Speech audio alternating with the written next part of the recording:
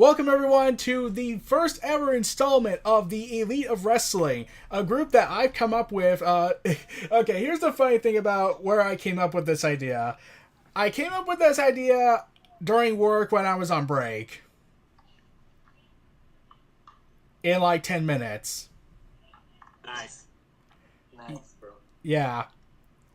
I came up with this idea, like me and like you and everyone else could come up with this idea, talk about wrestling, and as plans were starting to form, I had come up with a bi-monthly schedule to go ahead and talk about certain subjects. And the first episode we're all going to talk about is the potential of All Elite Wrestling, run by the Jacksonville Jaguars owner, Cody Rhodes, Kenny Omega, the Elite, Chris Jericho, and Jim Ross rumored to be on board. And what do you all think about that? I think it's going to be a really great idea. I mean, it's definitely not going to be something to initially rival WWE because, you know, that's how comfortable WWE is with how far they're spread out. But this could lead to something really big in the world of independent wrestling for sure. Exactly. I agree. Yeah, a lot of word was going around that this story was not true, but then then trademarks were revealed by the Jacksonville Jaguars owner, where he had made several trademarks. All Elite Wrestling LLC, All Elite Double or Nothing, All Elite All Out, AEW, Tuesday Night Dynamite, All Out, Double or Nothing, and All Elite Wrestling. The funny thing about some of those trademarks you mentioned, they literally relate to particular days. SmackDown Live currently runs on Tuesdays, but when they move to Fox next year, they're moving to the weekend block on Fridays, which means Tuesdays are completely open. So it just really leads me more to believe this is actually going to happen. And with a billionaire investing in it, you're definitely going to have enough publicity behind it. Yeah. And in the WWE needs competition. They are lazy as fuck. They need competition. Agree. Though New Japan Pro Wrestling, Ring of Honor, at least they're finally doing stuff on U.S. soil. Impact as well. Yeah. Yeah, but I feel like New Japan might be a better in ring wise, but WWE is still a bigger and better promotion. Well, they've been building for what, over 50 some odd years, I believe, under Vince McMahon alone. Yeah. Undisputed, what do you think about All Elite Wrestling's potential? I think that 2019 is going to be a big year for WWE and professional wrestling, but I feel like the Elite are going to go to WWE. Yeah, I don't really want the Elite to go to WWE because, let's be real, like, a report came out that WWE, if they get the Elite, if they get the Young Bucks, they're going to change their name. No. Absolutely not. No, I don't think they would do that. Well, there was word going around that they might do that. I think they're going to use the excuse of merchandise logic. Yeah. Well, I think being the Elite might be on WWE Network. Yeah, I don't think they would allow the episode. Like, remember how over the Zack Ryder Long Island Z show was, and then Vince ordered it dead because it was too popular? Because, you know, making money is a bad idea unless it's controlled. What do you expect from the old Cena fuck? Yeah. just call it like it is. Pipe bomb. But yeah, you're not lying. I remember those episodes too, Long Island IC. And think about this, Talking Smack. It was unscripted content, but because of that, they canceled it. That was one of the more popular shows too on the W Network and originals. I enjoyed watching that. That was fucking good. Miz made his mark on that show. Exactly. That segment was amazing, man. With Brian. I just can't wait till Triple H takes over this company. Yeah. I agree 100%. I just can't wait. Yeah, and before we get more into All Elite and its potential with booking and rosters and all that, there is a special thing I heard just before this video was being made. Before this, it got reported that NXT TakeOver is being moved to Friday night as opposed to competing with the G1 special. That's a great decision. Yeah, that's not a bad idea at all. That was probably Triple H's decision, not Vince McMahon. Yeah, and I wrote a joke saying translation: Triple H ordered this because he actually gives a care about what fans want, and I get attacked on there. Like some people assumed I'm on drugs or I drink the Kool-Aid. Yeah, go figure. I also think it leads to the fact that more people. And I saw that guy. And when I talked to you about it, when I said about the Roman fans, I think that some fans of Roman are really pretty stupid, man. You already saw. I mean, people are always going to have their opinions. They're always going to trash on, oh, he's behind this, oh, he's behind that. But as far as the move to Fridays, I think that's a clever idea. But also, you might want to think Vince wasn't part of this, because let's think about it. How many more people pay attention, are more invested, or actually can remember the NXT TakeOver shows versus the following night's main roster pay-per-view? I wrote a tweet when someone asked, okay, come up with the top 5 pay-per-views of the year that are not NXT TakeOver, and I was like,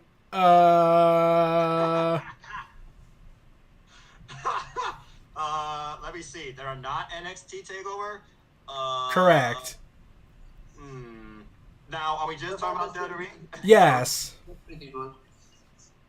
Yeah, I got nothing. This year, Survivor Series was pretty good, to be honest. Yeah, the last hour. Can I just say something? Oh, sure. WrestleMania this year was so bad. Nakamura Yeah. Ronda versus Charlotte. Well, now you're talking about matches, and those were just 2 matches from a single pay-per-view. Wait, let me think if I remember. I think Undisputed had something to say. What do you want to say? WrestleMania this year was god awful. Yes. Yeah. When was the last good WrestleMania? WrestleMania 30? Yeah, in New Yeah, Orleans. 30 was pretty good. WrestleMania But 30 I was feel alright. like- Who remembers WrestleMania 33? My god, that was awful. I remember Goldberg versus Brock Lesnar for 7 minutes, and that was probably the highlight of the night. Well, then the Hardys returning. Yeah. Yeah.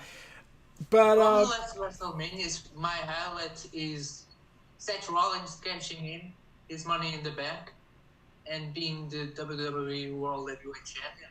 Well, that was the highlight of WrestleMania 31, and that's the potential why we might have the closing / rematch at next year's WrestleMania. But that's down the line. yeah. Yeah, I don't think that's gonna happen. I think it's gonna be AJ versus Brock. Really? Yeah, there's rumors that they were considering doing that after Daniel Bryan won. Yeah, I have a feeling AJ's gonna win the Rumble and then get drafted to Raw. Oh, no. He will be on Raw.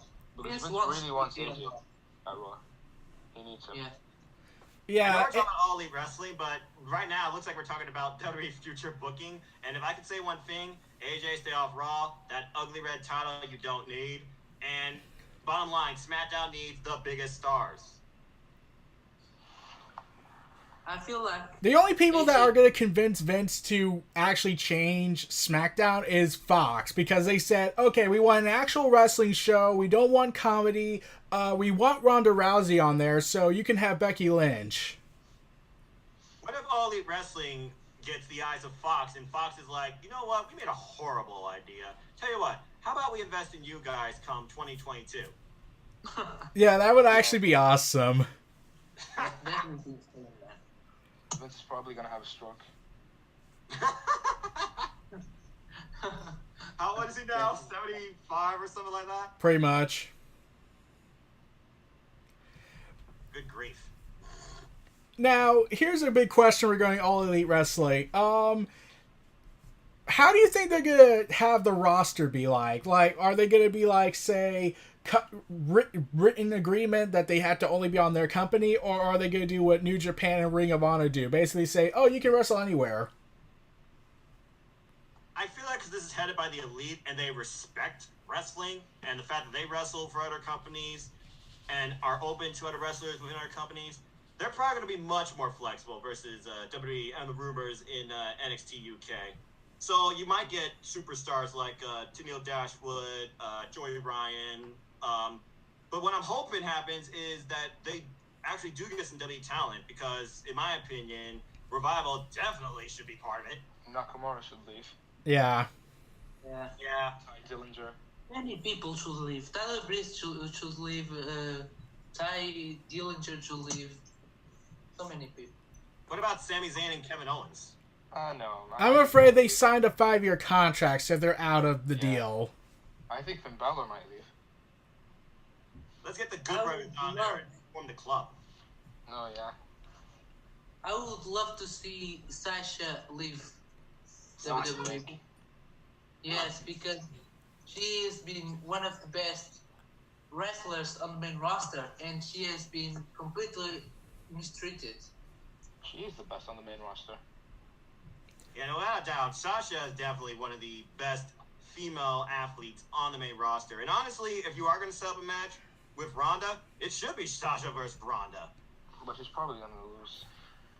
Well, you know, it is. Charlotte needs the spotlight. Spotlight. Oh, I have an idea who should also be, like, a very top heel in AEW. Who's that?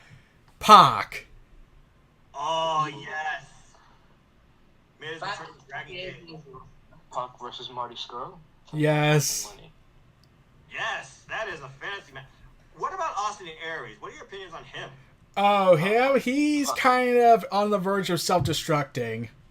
Yeah. That really. Didn't CM Punk talked about All Elite Wrestling few days ago? Yeah. I heard about that. Do you Really? heard? That was, if it was to go to All Elite Wrestling, man, that will be fucking huge. What about WWE shock to the system? will be fucking what's the word? In denial? No, fucking Humiliated? not humiliated, fucking Distraught? kind of like pissed. That too. Yeah. All the above. Yeah.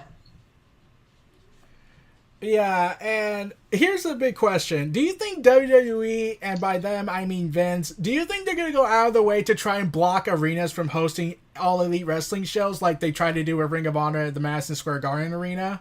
Oh, yeah, 100%.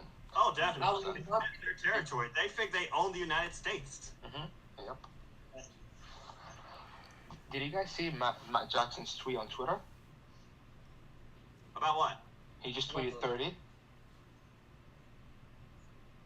Yeah, I was wondering about that. What did he mean by that? January 1st. Oh, yeah. We don't know what's going to happen. Listen, 2019 is going to be a big year. Big year. I Yeah, will. Cody's got some sort of big announcement coming up, too. You have to imagine that's got to do with this potential promotion. I think it most likely will be the sequel to All In before they announce the promotion. Maybe they announce the promotion during the second All In event. Is that All in 2? I don't Alright. think there's going to be All In 2. If there is an All in 2, where do you think they would do it at? Should they do it at Chicago again? Well, that would be awesome, but like apparently someone dared them to say, "I dare you to fill out AT&T Stadium." Holy cow. Basically, they want them to host a WrestleMania-sized event. Oh, yeah, 100%. Vince McMahon's going to die. I mean, that wouldn't be bad for the industry, but that's a huge bet to try and fulfill. That's 100,000 plus. Him and Kevin Dunn are going to have a stroke. You can only hope. Yeah, as much as I don't like those two guys right now, I wouldn't wish very deadly harm on them. Agree. I mean, I don't wish death on anybody, but I definitely hope something changes for the better on the WWE main roster. XFL being relaunched and Vince being occupied by that. In fact, Triple H was reportedly forming a team together in NXT to begin the ultimate coup d'etat on Vince McMahon once he goes XFL. Ugh. Those I, three. doesn't Triple H hate Kevin Dunn? Oh, he hates him. Yeah. Jesus, I can imagine that when he takes over, he's probably gonna try to fire Kevin Dunn. The question is, who doesn't hate Kevin Dunn? Yeah, I hated when I heard the fact that Kevin Dunn hates the Becky Lynch accent. I fucking hate that. I thought it was Road Dogg. No, it was No, Kevin no. Dunn. In fact, Kevin Dunn was reportedly trying to limit Becky Lynch's promo time because of her thick accent. Dick. Yeah, and I was just like, are you being racist, Dunn? I think this could be considered racist. I would consider that under racism, considering all the freaking backlash we've had from WWE this year based on that topic. You Okay, know, like fine. Asuka, like how Vince won't push her because she's a foreign Japanese woman that won't speak the American language. That is fucking sad, man. Look, Jesus. they say America's the hardest language to freaking learn. It doesn't mean it should restrain you when you're that incredible in the ring. Yeah, and I was like, okay, so you can't get a mouthpiece. You mean to tell me that the past foreign wrestlers you've had that had a mouthpiece, they don't exist anymore to you, Vince? Apparently not. I have a question for you guys. Go for it. Who should be Paul Heyman's next client? Ronda Rousey? Ronda. Yeah, Ronda's the first one that comes to my mind. But if you're talking about male talent, Yeah. that's a little more difficult. Yeah. Yeah. Daniel Bryan? Well, that would work, but I think Brian would do better without Paul Heyman than he would with him. Right? He's a Yeah, pretty Brian. good talker. Good, I good. like Daniel needs. I think he's a pretty good talker. Yeah, Daniel Nakamura. Bryan does great promos. I mean, think about it. He basically last talked about how his dreams are like his manager now. Fickle, fickle, fickle are the WWE universe. So I don't What think about- Daniel Bryan so much needs a mouthpiece. Nakamura. Okay, I really just hope Nakamura leaves WWE since they're not using him at all, so can he go all in? Let's get Nakamura versus Kota Ibushi. Oh, how about we get Kenny Omega and Nakamura? That would be a Nice. listen. Uh, Kenny Omega can have a great match with anybody. Well, So Kenny I'm Omega's sure- gonna be like the best wrestler of the freaking decade. I feel like AJ on his prime might be the best wrestler of all time. Yeah, without a doubt. What are your thoughts on like commentary? Because we know that JR might be involved, but who would you get like to do commentary with him at All Elite Wrestling if it becomes a thing? I know Marvinello's contract's also due to expire. If I had to take a guess who would also be suitable, I think they would try and get Don Callis again. Or if they really were able to, they could convince Mauro Ranallo to come after, what happened with him in WWE. Well, as long as Marvinello stays in NXT, I think he's safe. He already says that he is literally NXT. Yeah, but if he leaves, if Vince doesn't want to renew his contract, that's a different story. Point taken. I fucking hated that story about GBL. Do you guys remember? Don't you guys remember that story about GBL? Oh, I was pissed when I had read that story. And remember, every episode of SmackDown after that led to fire JBL. Chance. Yeah, and I'm like, how come Vince didn't fire JBL? Like, JBL literally had said on 2 occasions that he would rather unplug Marinel's life support system to charge his phone, or that he would be kidnapped by ISIS than have dinner with Sami Zayn. I guess because Oh my JBL's God. in Vince's pocket. I don't know. Man, GBL is a cocksucker. I hate that guy. And did you see what his latest tweets were? I don't follow JBL. Oh, he threatened to kill Cody Rhodes and then mocked his dead father. Drunk. Oh my god. Damn! Jesus fucking Christ. What the hell is he on? He must be on a hell of the drugs, man. He was drunk. Something's going on there. Yeah, Jesus. when I heard that, I was like, oh god, why, JB? Like, I didn't like you already, but now you're mocking Dusty Rhodes because you hate Cody for some reason out of nowhere. Yeah. I can imagine that Cody Rhodes must be so pissed, man. Actually, he responded to JBL. He just says, "I think JBL might have been drinking too much," and that was it. And I bet you everybody agreed. Oh, he admitted he was drunk. Oh. Yeah, so someone told me once that someone can be drunk, but they can also be kind of revealing of their more darker secrets. Well, I guess when you lack the common sense, anything can fly out of your mouth then. Yeah. So let's figure about the All Elite roster. I mean, we already know we could definitely have the All Elite themselves. If you were to pull talents from Ring of Honor, for example, because we know that they worked a lot with the Elite. Flip Gordon. Flip Gordon. Jay Lethal. Nice. What about the Briscoes? I mean, you gotta think about tag team division as well. That too. SCU, the Briscoes. Could you imagine Soul Cal Uncensored? Yeah. Chris Kasarian and Christopher Daniels. As far as celebrity cameos, because big promotions, they sometimes have that. Who else would you get besides Stephen Amell at this point? Yeah.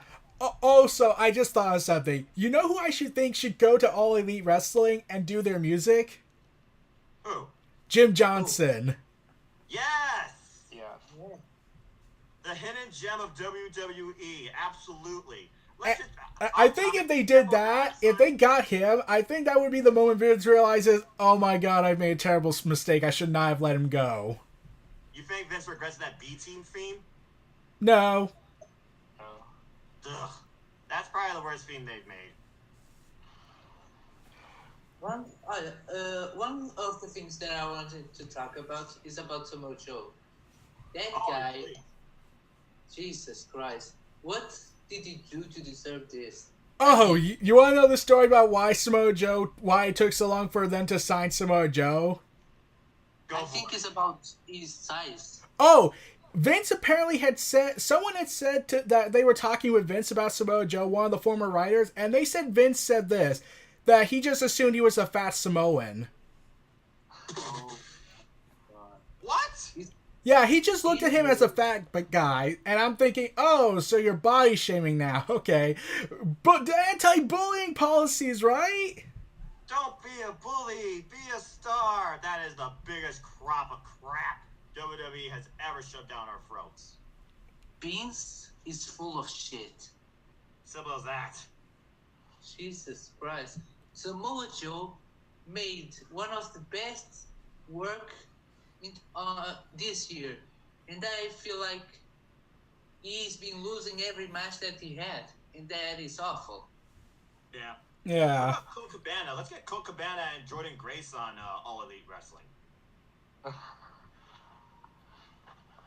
Those two could have some fun segments, I'm sure. You remember that over the budget battle royale? Yeah, that was really good.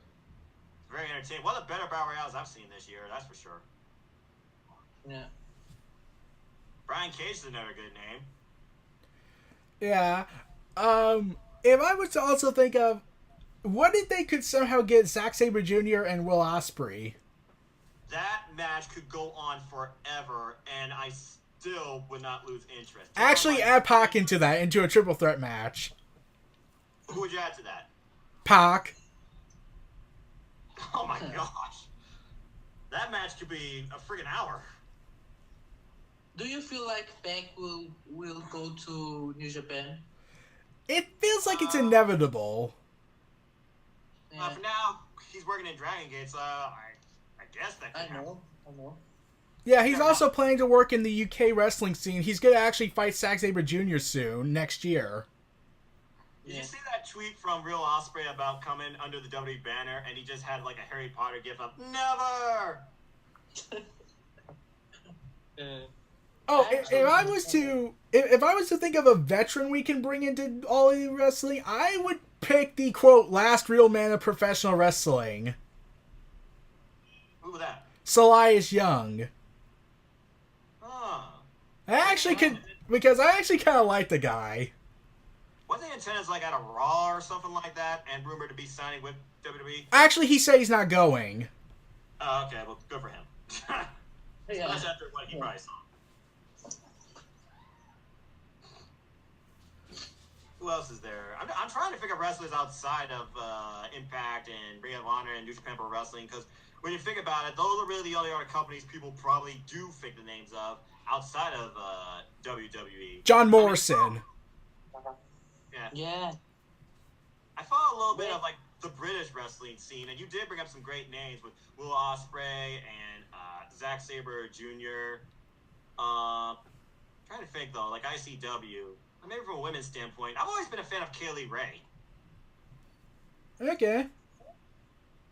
She's got a same match coming up tomorrow night against Piper Niven, Queen of Insanity match. I'm looking forward to watching that.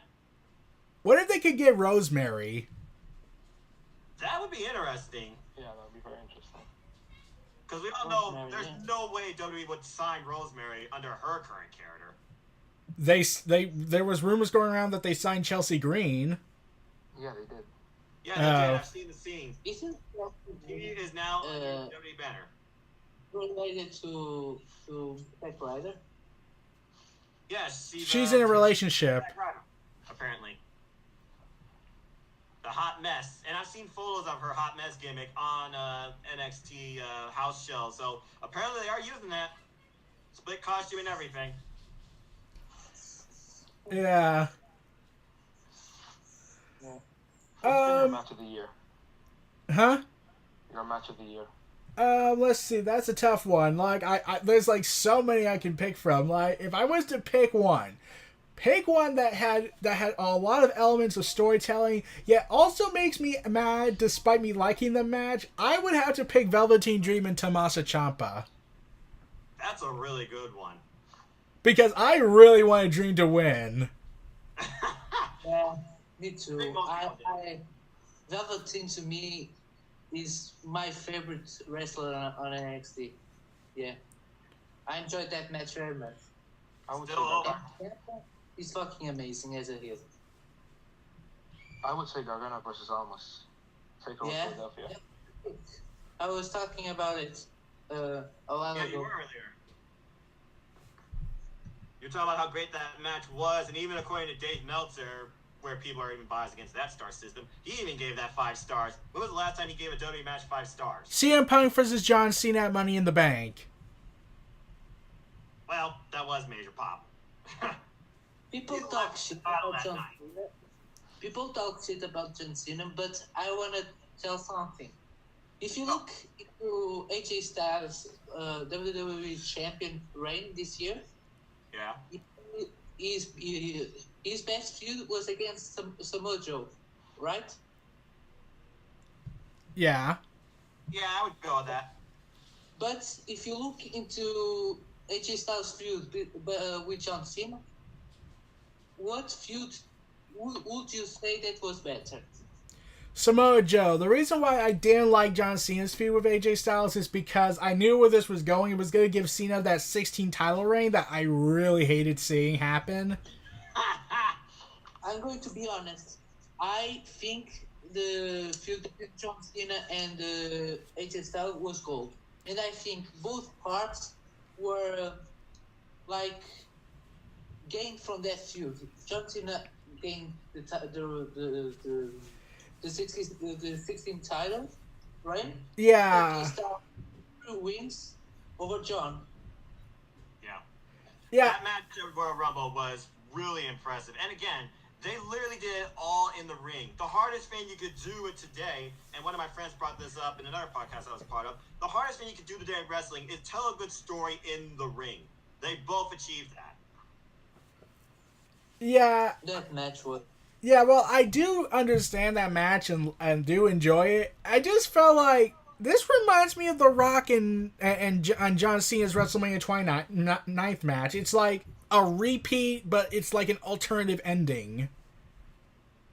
Yeah, that's true. Yeah. But here's the thing about The Rock and AJ. Who's still wrestling? AJ. There you go. What do you guys think is going to be the WWE title match at WrestleMania?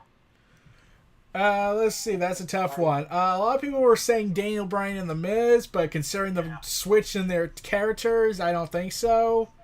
Can you imagine if Black moves up, and we have like Aleister Black versus Daniel Bryan at WrestleMania. Well, that would be gold. I don't think they would do it because of the Black Mass injuring Bryan riskingly. Yeah, I think they're still taking it easy with Daniel Bryan, do like concussion fears and all that. But if I were to say what the WWE title match could be based on thinking ahead about the Royal Rumble, and this is just a dream encounter, if you have Seth versus Brock for the Universal title, let's do Drew McIntyre versus Daniel Bryan for the WWE title and put Drew on SmackDown. Okay. I think it's going to be John Cena versus Daniel Bryan or AJ Styles versus Randy Orton.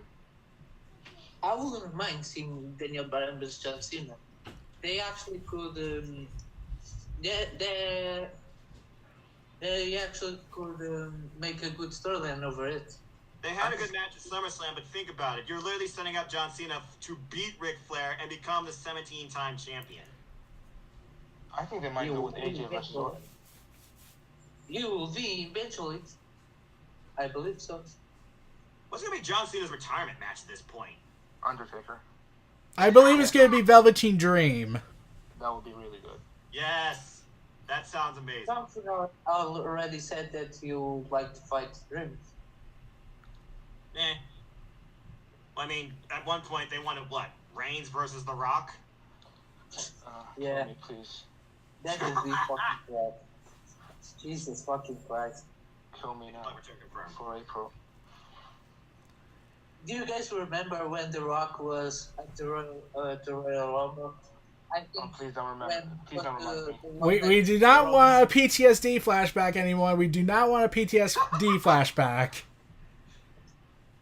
Like, I look at that night and I was thinking, like, okay, there's like 20 different ways they could have fixed this and still have Roman win. Well, actually, the way he did it. Like, the one idea was have Daniel Bryan and Roman Reigns be the last ones in the ring and basically either have Roman win or, you know, actually have Bryan acknowledge the boos and basically have him say that people have told me I can't do something and they're now telling you can't do something, prove them wrong.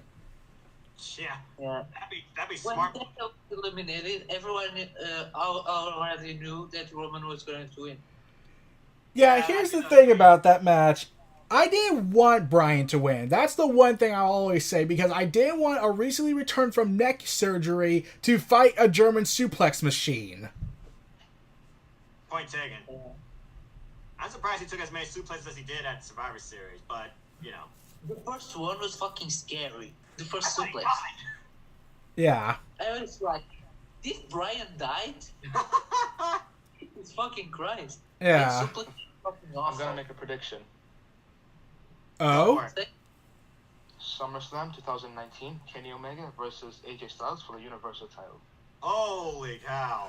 Yeah, if All Elite Wrestling doesn't happen, then that would probably be a huge match. And plus, if they wanted to, they could reference that they never really had a match against each other in New Japan after, you know, Kenny Omega betrayed him. Right, so all we got was the betrayal.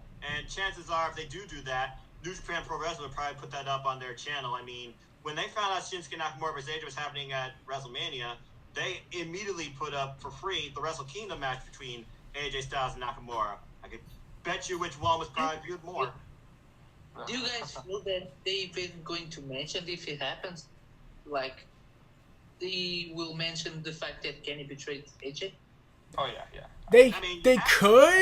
They'll probably just say that they fought in Japan, but they won't say the name of the company. Right, because WWE doesn't really acknowledge other companies. They don't acknowledge TNA. Whoops, sorry. They don't acknowledge Impact. They did acknowledge TNA as a joke.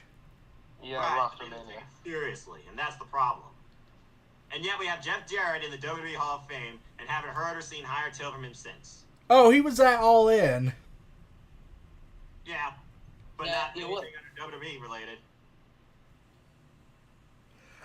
Also, here's a big question. If you were to pitch who would be on the creative team of All Elite Wrestling, who would it be? If I had to take a guess, I think Jim Ross would be one. But on the other hand, I could also imagine Chris Jericho being one. Well, Sanjay Dutt's contract's also coming up soon, and he works creative, I believe, for Impact. So I think Sanjay Dutt's another name. Oh, how about Jimmy Jacobs? Oh yeah, Jimmy Jacobs. Forgot about him. I would say Road Dogg and Kevin Dunn. No. No. Do not put that evil in us. That's so wrong on so many levels. But yeah, the first that come to mind, I agree. JR and Chris Jericho. Just look at how many ways Chris Jericho has reinvented himself this year. Yes. And that match was pretty cool. Chris Jericho still champion in Japan? Yes, he is. He's gonna probably drop the belt at Wrestle Kingdom next year. Yeah. I wonder if the events of Wrestle Kingdom are going to play at all if the Elite are going into WWE. Like, if Okada loses, or if Kenny Omega drops the belt. Well, I do think Jay White's going to beat Kazuchika Okada since they're really trying to push this guy. Right. Like, he did defeat Kenny Omega clean in the ring. I think Omega's going to lose. Actually, here's the thing. I don't think Kenny Omega's going to lose at Wrestle Kingdom. If I had to take a guess, I think he's going to lose at G1 Special. Yes, and then show up at Raw after Mania. Probably, if they really go that route. Yeah. But that means if he shows up, then all the Elite will be signed with WWE. You don't want them on Raw, do you? No. I'm really curious about Cody Rhodes. I think Cody's going to go back to WWE. Yeah, like, the Elite made a deal with each other saying this, that if one of us goes to WWE, then we're all going. It's one or the other. Yeah. Could you guys imagine a match? Cody Rhodes versus Velveteen Dream? The American Dream versus the Dream? Damn, that will be fucking insane. That's some fancy booking right there. I can only imagine the gimmick that Dream would come out in. He's already done all Hulk Hogan's gimmicks. Yeah, and I'm pretty sure that pissed Vince off if I wanted to take a guess. In fact, Dream probably is the only guy in WWE that has it in him to, like, take literal shots at Vince. Like, the Dream has no memory of that, referencing Vince's retcon obsession. Remember when he had in his pants, "Call me up, Vince"? Yes.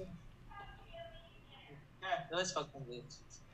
Yeah, in fact, I can't and guess what Triple H even said in the Facebook interview that someone repeated. Go for it. He said that sometimes call-ups are not always a good thing. And I was like, did he just acknowledge that the call-ups had been a complete disaster? This is why Triple H is the best thing right now for WWE's future. I think if Cody Rhodes goes back to WWE, his first feud should be Triple H. Well, I don't know. As long as he doesn't go back to Stardust. Yeah, that was awful. Yeah, in fact, Cody Rhodes apparently had said he tried to convince them to drop the Stardust gimmick. In fact, one idea he had that I would have loved is Cody Rhodes being on SmackDown and Stardust being on Raw. That would be awesome. That's like a whole multiverse idea between Ali and Rosemary, when you think about it. Yeah, but Vince did not want to go with that idea for some reason. And Cody had said that initially when he was leaving WWE, he was actually planning to punch somebody in the face. And then he revealed who it was, and I was actually surprised who it was. You want to know who he was threatening to punch? Who did he punch? He wanted to punch Ryan Ward, the SmackDown writer at one point. Yeah, when I heard that, I was like, wait, what happened? Did Ryan Ward do something backstage? Like, this is the same guy that made Bray Wyatt champion, made John Cena actually look vulnerable, and gave us a fresh take on Dean Ambrose's character, which has now been tainted considering what happened with Ellsworth, which we will never talk about. That name will never come up again in this forum. Ugh. John Cena was the one that wanted to make WWE to make Bray Wyatt champion. He wanted to push Bray Wyatt. Yeah. I don't know if you guys heard that. I think it was Randy Orton. What are your thoughts on Jason Jordan? I mean, what about his future and stuff? Okay, they were actually going to have him fight Kurt Angle and turn officially heel, but then the injury happened, and now, they don't know what he's going to do. They're trying to figure out. He's still optimistic about coming back. He's still injured. Yeah, he's trying to say he's optimistic about the future, and I'm like, okay, you can be optimistic, but really, it's a neck injury, and this is kind of a big thing. Like, look what happened to Tyson Kidd. Oh, poor Tyson. I miss Tyson and Cesaro. You guys heard about the rumors about Paige coming back? About who? Yeah, I did hear that. But she's the. I think Go it's ahead. bull. I don't think they're gonna change out the SmackDown GM anytime soon. Even with Shane allegedly becoming an on-screen persona more as we move closer to this Fox move. I guess he's supposed to be turning heel. But what I hope doesn't happen is we get Miz versus Shane at WrestleMania. Yeah. No, You want to know what would be really good? Samoa Joe versus Shane McMahon at WrestleMania. No. Interesting. Maybe Joe will actually get a win. Can no, you Shane McMahon will probably win. imagine that WWE will make Samoa versus Shane and they let Shane win that match? Oh my god. I Let's will not. see. Shane Oh. wrestled AJ Styles WrestleMania 33, lost. Shane wrestled Undertaker this year WrestleMania, lost. Except here's the big difference with AJ Styles and Undertaker. Vince actually likes those guys. Yeah, Yeah. exactly. Samoa Joe is like, Vince is not. I'm not a fan of you. You're not big and you're not muscular and you're not a nostalgic product. You're not greasy. Well, that's because Samoa Joe's a Triple H product, He is a Triple H guy. Without Yeah. a doubt. like Kevin Owens. You know who would be a great general manager for Monday Night Raw? Who? Kevin Owens. That would be fun. And Sami Zayn is executive assistant. Kevin Owens, that guy is fucking amazing. I miss him so much. I was looking at one of his classic promos from Ring of Honor under the name Kevin Steen. He was going off like a sailor around what's known as the Undisputed Era now, but around Kyle O'Reilly and Adam Cole. It was freaking hilarious. Who's your favorite member of the Undisputed Era? Adam Cole. Kyle O'Reilly. I love Kyle O'Reilly. The fact that his faces and his son is priceless, and I love the whole air guitar entrance. He's pretty much turned into a cartoon character. I It love Bobby almost Fish. feels like he is. But my guy is Adam Cole, baby. I love Bobby Fish. Bobby Fish is crazy. And here's the thing. I had assumed Bobby Fish was like in his early to mid 30s. He's actually in his late 30s. Yeah. Yeah, he's actually older than you would think. Yeah, and I was like, wait, he's old. He's nearly 40? Wait, what? He actually looks way younger. Kyle O'Reilly is so underrated. Oh, agree. But he sells and just puts on during those matches, and he shows how far he goes too. You remember the match between the Undisputed Era and Mustache Mountain NXT Takeover Brooklyn? That was a hell of a classic. I remember his match with Pete Dunne was absolutely unbelievable. Yes. Yeah. He'd be a good candidate to face Pete Dunne for the UK title again too. Who remembers NXT Takeover Chicago? The first one or the second? Second, Undisputed versus Oni Lorcan and Danny Burch. Classic. That team was made. Classic, exactly. That team was made that night. Huh? Oni Lorcan and Danny Burch, they made their mark. You realize how much the crowd didn't care about them and didn't want to see them or didn't want to see them win. But afterwards, they got a standing ovation. Yeah, and then one of them got injured and their momentum was frozen. Yeah, then they came back and they had a nice match against Roman Mendoza, who's literally a developmental talent. Going back to All Elite Wrestling, Roman Mendoza probably be a good candidate too. Get a little bit of a Mexican flavor on there. Yeah. Oh, okay, here's one, and this was inevitable. Hashtag free the revival, hashtag go to AEW. I said the Revival in the very beginning. Yes, they've been ruined. They were the freaking NXT two-time champions. Look what happened to them since. They have not held the titles yet on Raw. Truth be told, they got injured, but they lost to the B team even. And the Lucha House Party through BS ruling. BS ruling my ass. Lucha House Party is always 3 against 2, and they just all go in there. That's bullcrap. I don't At even this want to point, imagine you're giving Undisputed a third Era person. on Monday Night Raw. Yeah. At this point, just give the Revival a third person if you want to make it somewhat relevant. In fact, I just keep thinking, it has to be because of what they said back in January this year. Yeah. Oh, without a doubt. Because they say they're professional wrestlers and denounces Vince's terms, they're basically the worst people in the world to him. Well, come on, how many people are getting sick of the idea of we are not professional wrestlers, we're superstars. This isn't wrestling, this is sports entertainment. Everyone. Thank you. And, like, really think about this.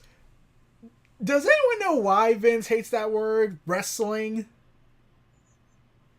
No, I really didn't think about that. I think it's just the fact he's just used to the whole sports entertainment. Actually, I have a theory. It's a very long-standing theory, and it's kind of a long shot. Well, go for it. You want to know what Vince wanted to originally be when he was a kid? What? He actually wanted to be a professional wrestler. That'd be a nightmare. But his dad told him no, saying that a promoter should not get involved in the business of the roster. Bleach my eyes, please. That sounds like the Johnny Laurinaitis story. Remember how CM Punk blasted him with a pipe bomb? You were once a wrestler, but boy, oh boy, did you ever suck. And that must have been really tough with your brother being one half of the legendary Road Warriors. Yes. That was a good pipe bomb, by the way, too. Yeah, but, like, yeah, I get the feeling that because his dad told him no, Vince has resented him ever since then and decided to destroy everything his father made. Like, Vince even admitted that a lot of the stuff he did after he bought WWF, he said that his father knew what he was going to do with it, he would never have sold it.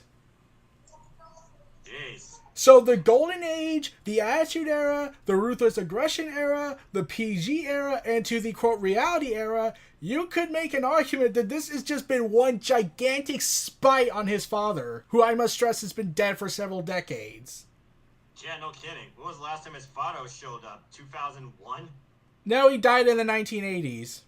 I just want to talk about something. Go for it. I think Vince McMahon's gonna absolutely love Adam Cole. I'm hoping he does, but I have no hope. I thought he's gonna be like a Seth Rollins on the main roster. So he's going to be treated seriously at first and then get horribly ruined when he's champion and then be a cowardly heel that loses every time and has to get help overly and won't stand up for himself and then get beat up by older veterans and then ultimately get injured, come back, fight somebody who's way past his prime, and then afterwards get a huge momentum boost, and then following that just cool down because they have an agenda to favor over.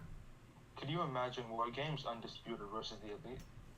Okay, oh my gosh. Oh, here's a better idea. Imagine this. You got the Elite of Kenny Omega, Cody Rhodes, the Young Bucks versus AJ Styles, Finn Balor, Adam Cole, and Luke Gallows.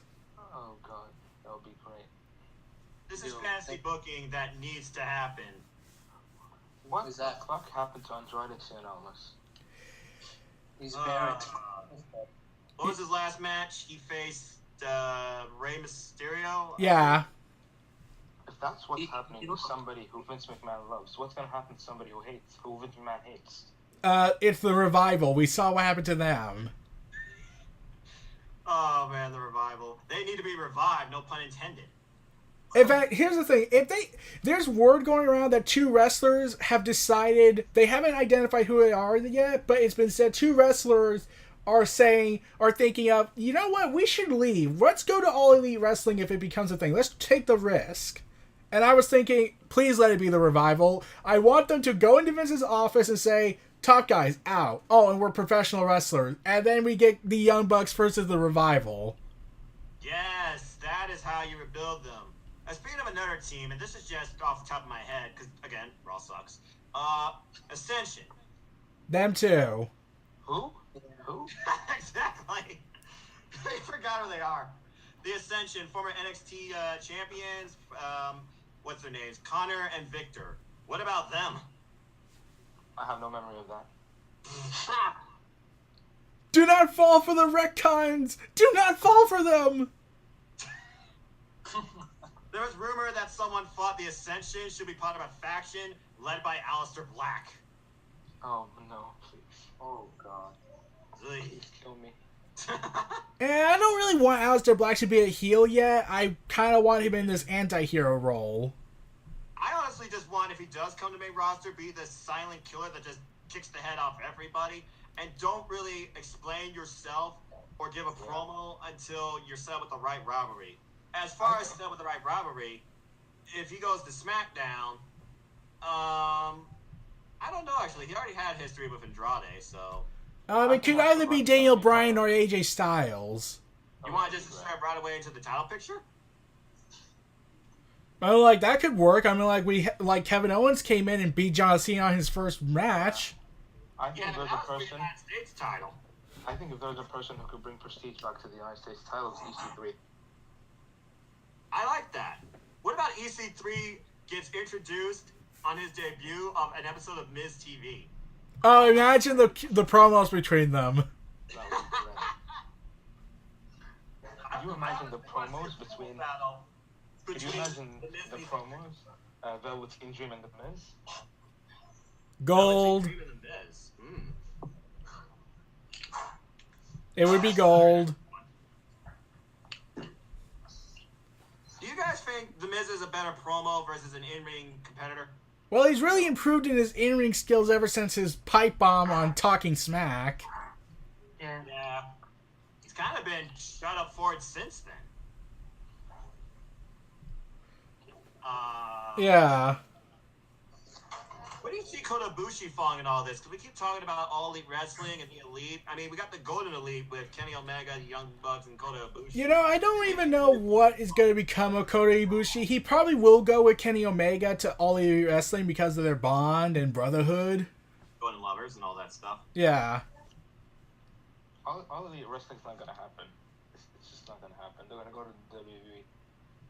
Well, if they do go to WWE, I just hope they stay under the NXT banner because right now that is the best place you can be. Or they're given a huge creative control clause. Oh, you mean like the Hardys? Yeah, but not, WCW level control. Right, because we all saw how that ended. Thanks, Diesel.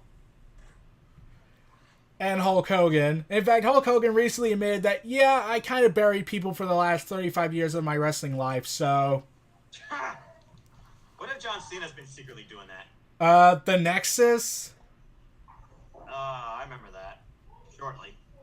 Edge and Jericho even admitted to that John Cena did bury them. Well, I mean, there was, 7 people in that group, and what happened? You had Skip Sheffield become Ryback. You had Wade Barrett become, I guess he did rebuild the core. Justin Gabriel, I don't know what the hell happened to Justin Gabriel. Actually, I would like to see him in All Elite Wrestling. Yeah, maybe we should just bring back wrestlers from, the Nexus and the core into All Elite Wrestling. What about wrestlers from the new ECW? Back when that was a thing. Guys, can you imagine WrestleMania 35 main event? Seth Rollins, Brock Lesnar. Seth Rollins beat Brock Lesnar. Lights go off. Kenny Omega. Oh my gosh. Oh, and he's wearing the Terminator outfit. Yeah. Yeah, that would have to be the shock of the century in the wrestling industry. We all clamor so much for a match between Kenny Omega and Seth Rollins. If those two were to have a title bout, good lord. I think Seth Rollins leads the WWE. He's the best wrestler. In WWE today? Yeah. Well, I mean, he definitely set his mark on how far he can go in that gauntlet match, the 75 minutes. I still need to see AJ Styles versus Seth Rollins in my life. I need to. Well, here's hoping you get somewhere outside Survivor Series. Yeah. What's your whole stand on the whole Survivor Series Raw vs. SmackDown tidbit? Oh, shit. Here's the thing I found out, and this might actually surprise you how bad things have gotten in that company. Uh-oh. So remember that tag team match that they refused to acknowledge happened? Yes. Yeah. Here's the thing I found out. A report came out that originally Raw was going to go over SmackDown in that match, but someone who was in charge of that match did not get the memo. What? Yeah, there was a miscommunication. SmackDown only won because of an accident. Oh my gosh in heaven. Are you freaking kidding me? No, I saw a report and I was like, oh my god, we're reaching WCW. This is exactly what happened in WCW. All this miscommunication. To Jeez. be honest with you, that's even better. Can you imagine the Revival beating the Usos and then the other week losing to Lucha House Party? That would have been horrible. Yeah, that would have been terrible. I wouldn't be surprised if the guy who was in charge of the match actually secretly changed it and played ignorance so he can try at least give the Revival something to be taken seriously by, or at least give us the Uso Revival Dream match we always wanted. That was a hell of a match too. I'm kind of sad it was just part of some stupid, pointless 10-person tag team. We already know that SmackDown Live has the better tag team division with the Usos alone. The Usos have got to be the best tag team going in WWE today, main roster wise. I would love to see a female member of the Undisputed Era. Like Shayna Baszler? Yeah. Well, right now we got that 6-woman feud between Shayna, Jessamine Duke, and Rhea Shafir versus Io Shirai, Kairi Sane, and Dakota Kai.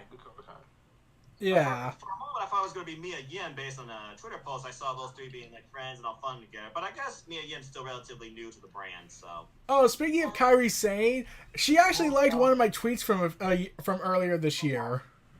Oh, really? Yeah, when I nominated her for potential breakout star of the year this year. Okay. Yeah, she's had a good run. I'm glad she's okay from that sickness she was facing. Yeah, and then I kind of got mad when they acknowledged Kairi Sane on television when the New Day just made a rhyming joke out of her. Oh, good. The only good thing out of that was it reminded me about Kane's own theme and the Flame Returns. Yeah. I'm actually really pissed off because somebody spoiled me the whole TakeOver Phoenix card. What? Yeah. Yeah, blame the internet. Blame the internet. This is I don't know if it's true. I'm very cautious on the internet because NXT is by far my favorite brand going today, and I prefer to stay spoiler-free when it comes to my favorite stuff. So keep that nonsense away from me. Yeah. Like, here's the thing. I've been spoiled of almost every single NXT thing, which is why I don't watch the tapings anymore. But for some reason, even though I know what's going to happen and I know what the match is going to be, I feel more invested in that than I do with the unpredictable, and I use that in quotations, of Monday night and Tuesday night. Yeah. Sometimes it feels like Ring of Honor is unpredictable when Ian Kabani just gets into, hot for a near fall and stuff. But I kind of look forward to that I kind of look forward to feeling like WWE NXT is unpredictable. I mean, that script we saw from, I don't know if you saw that. Yeah, I saw it. Yeah, Ciampa throw out, apparently. The cool thing about that script had no spoilers, and it seems like the commentators didn't even know about the outcomes either. Yeah, it reminds me of another guy who always didn't want to be told what the spoilers were and wanted to be genuinely surprised to get an organic reaction. His name was Jim Ross, I think. Oh, yeah, I've heard that name around here before. Let's see. Yeah, in fact, you want to know what I heard about Jim Ross, what he did? Like, think about this. He's under contract with WWE right now, at least. Yeah, for now, anyway. There was, apparently there's a video of him actually going on a live mic in an interview, about a month or so ago, where he publicly blasted WWE's handling of talent. I remember that, too. He also gave high props to Asuka. Yes. How would you book Aleister Black? Yeah. If I was to book Aleister Black, I would say, have him show up in this big, elaborate entrance, but then, okay, basically, if I was to think of a way to bring him in my perfect world, I would have him just black mask Brock Lesnar in the head. That would be perfect. What a way to send Brock Lesnar out, too. Good riddance. Yeah. Well, as much as I want to see Aleister Black on All Elite Wrestling, yeah, I think it's pretty self-evident he's going to go to the main roster. But I think the better place for him would be SmackDown, and you just bring him out, like you said, like a lights-out type of thing. Kind of like when he came back from injury and just sat in the ring, and there was Nikki Cross, too. By the way, Nikki Cross should also be up on SmackDown, because Sanity needs something. Yeah. Yeah. The crazy Scott in NXT. Yeah. Though I guess they're still going along with this Candice LeRae Nikki Cross storyline. Yeah, at least this keeps Nikki Cross away from the main roster for a little bit longer. Guys, you want the honest truth? What? Shoot. Johnny Gargano's gonna get buried on the main roster. Oh, No. yeah, he'll probably just be on 205 Live due to his weight. It's really sad about the 205 Live roster just being literally in prison on that. Now, what seems to be half an hour long show. Maybe most of the 205 Live talent should go to All Elite Wrestling. Yeah, like, I'm just thinking, like, this reminds me of WCW and how they treated the Cruiserweights. Like, oh, you're too small. You can't hang with the big boys. Yeah. I mean, the 205 Live roster is like, what, 15 people? There's at least 5 I can think of that probably do better on All Elite Wrestling. Buddy Murphy, Mustafa Ali, Hideo Itami, Cedric Alexander, and if I had to take a guess, Drew Gulak. Leo Rush. He's Rush, annoying. Right now he's the hype man for Lashley, remember? He's too annoying for me. That's part of his character. Mustafa Ali is like a mini Seth Rollins. Yeah, he does deliver those type of caliber worthy matches. It makes me wonder when he is going to be crowned champ. Is he going to get another match against Buddy and take time off him? Or is Cedric going to somehow become champ again and we get that all-mentioned Cedric versus Mustafa match again where Mustafa goes over? Yeah, it would... Yeah, it would be kind of interesting to see Mustafa Ali get a huge victory. And Leo Rush... Okay, part of me doesn't blame Leo Rush for his talk on Raw because it has been said that Vince is just screaming into his headpiece.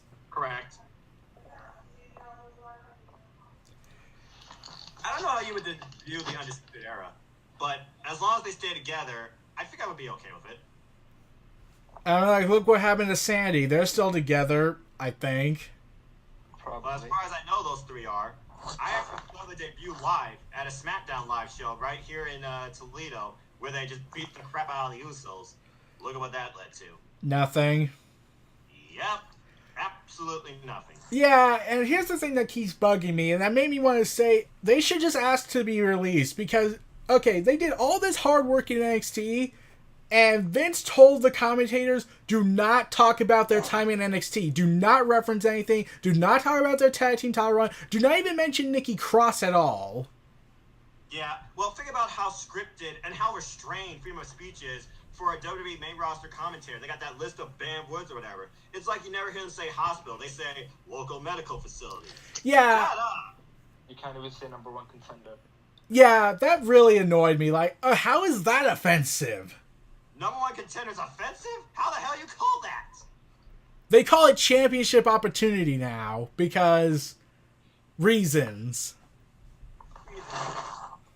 That's the most ridiculous thing I've heard. They can't even call WrestleMania the granddaddy of them all because Vince hates it that makes it sound old. He's old. In fact, remember when the Hell in a Cell structure was painted red? Oh, it's disgusting. Ugh. You want to know why? You want to know why Vince went with that? Was it because of Raw? No. It's actually much stupider. Oh, please, tell me. Okay, remember how they kept talking about Mick Foley and Undertaker and how they keep saying it was 20 years ago? Yes. Yeah. Vince ordered it to be changed to a different color because it sounded making the structure sound old. Oh, God. What? Yeah, because the Hell in a Cell match between Mick Foley and The Undertaker was 20 years ago, Vince was like, man, that sounds old. We gotta change it. Oh, for the love of Pete. So what's next? Change the ring mat to red for Raw? I think that would actually help them give an identity more than generic. Well, I mean, they changed the ropes, I guess. Purple, 205 Live, yellow, freaking NXT, red is Raw, blue is SmackDown. Yeah, but the arena is so generic and boring. And here's the thing that amazes me. WWE has more money now than they did back then, and yet they paid more for elaborate sets. They don't even have pyro anymore. Yeah, that was part of their cut cost move. Well, that was a lame move in my opinion, and maybe it explains why half the crowd sometimes is just dead. When was the last lively crowd you heard for an entire main roster show? WrestleMania. Again, yeah, but think about it. That crowd is more international based because we're here, and literally the crowd controls the show more than the superstars. The rest of the time, you just got people there literally like, oh, we got time, let's go see this. Yeah, I mean, like, I think the last time they really.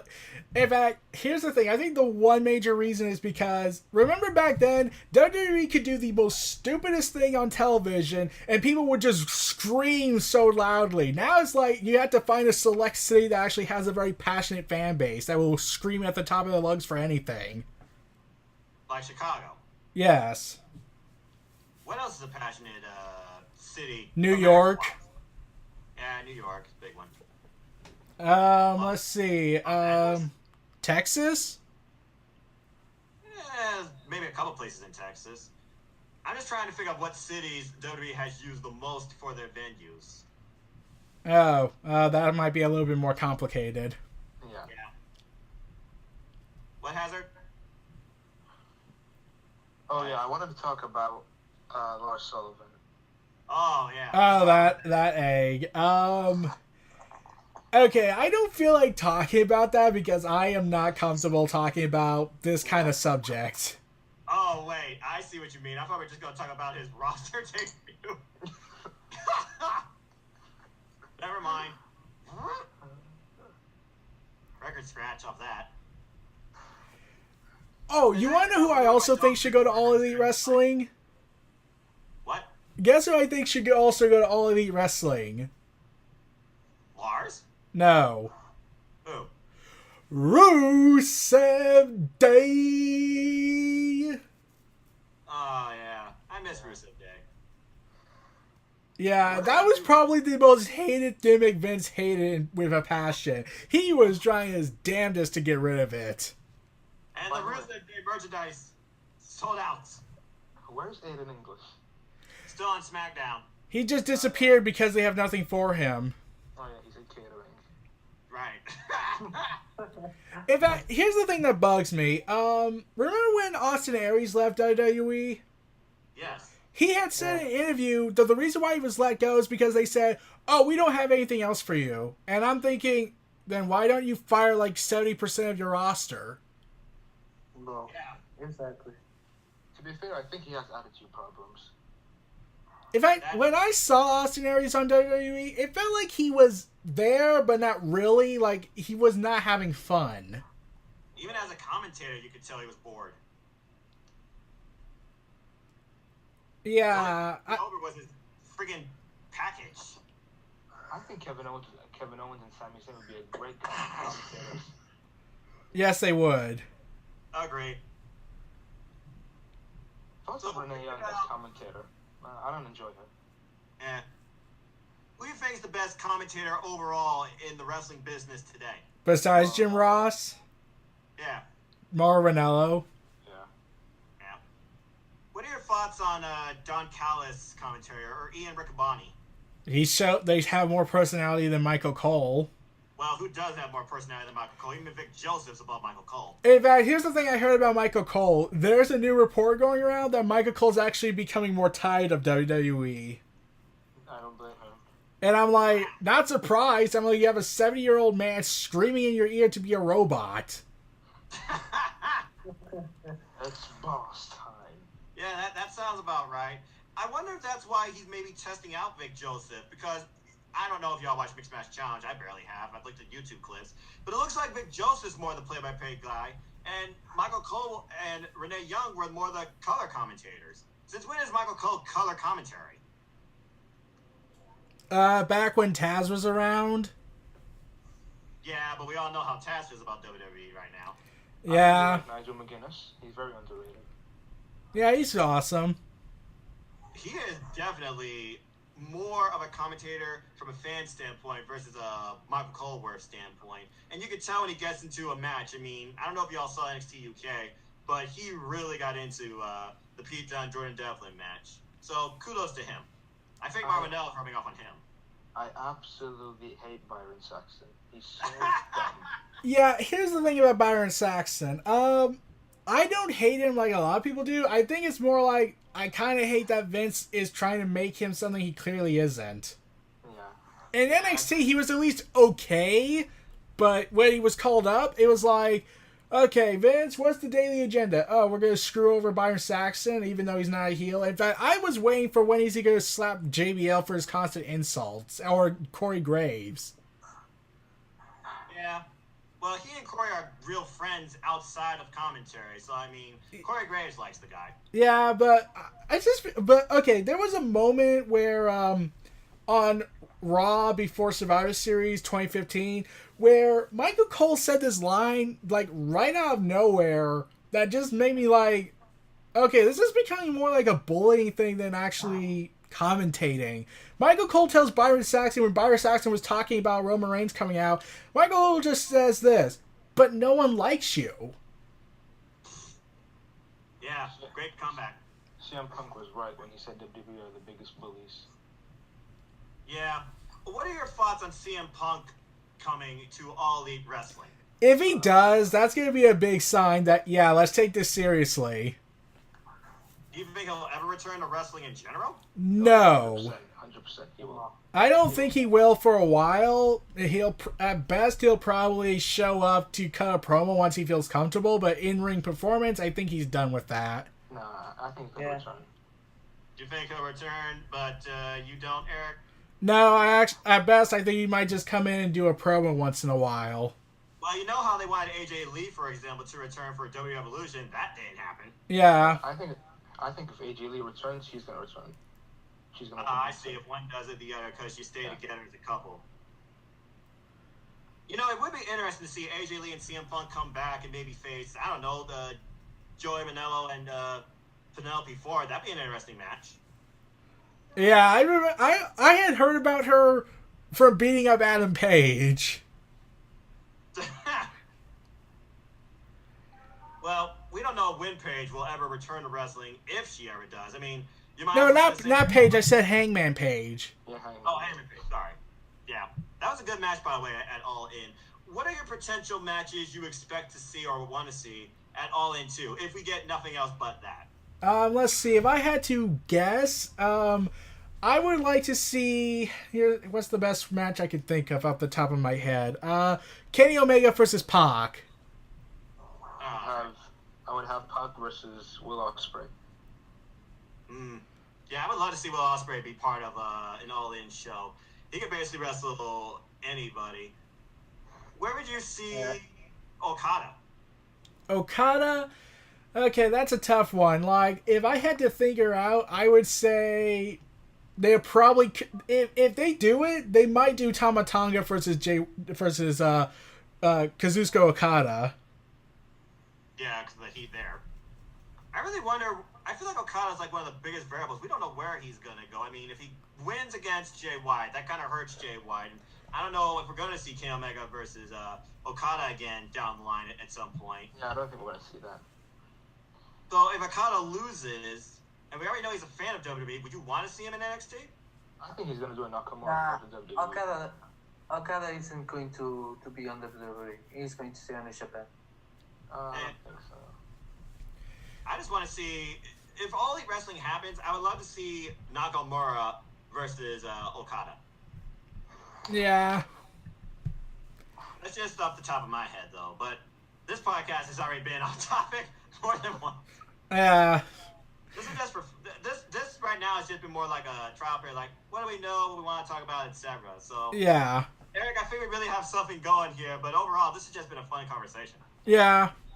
Yeah. So And next time will be a little more structured. I think we could turn this into a permanent thing. Yeah. Like I said, this will be at best a bi-monthly thing for a while. Yeah. Yeah. But if I was to like figure out where Okada would go afterwards, let's see. I kind of want him to continue his downward spiral that he was doing when he lost the title. Yeah, I remember that. In fact, I honestly thought he was going to turn heel and snap. And instead, it's like, the weight of the world has been lifted off my shoulders. I'm fun loving and got a remix.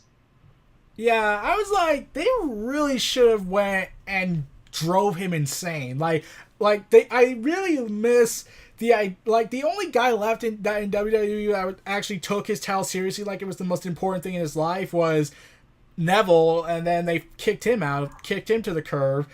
And really, Tommaso Ciampa, we haven't seen what would become of him if he loses his title.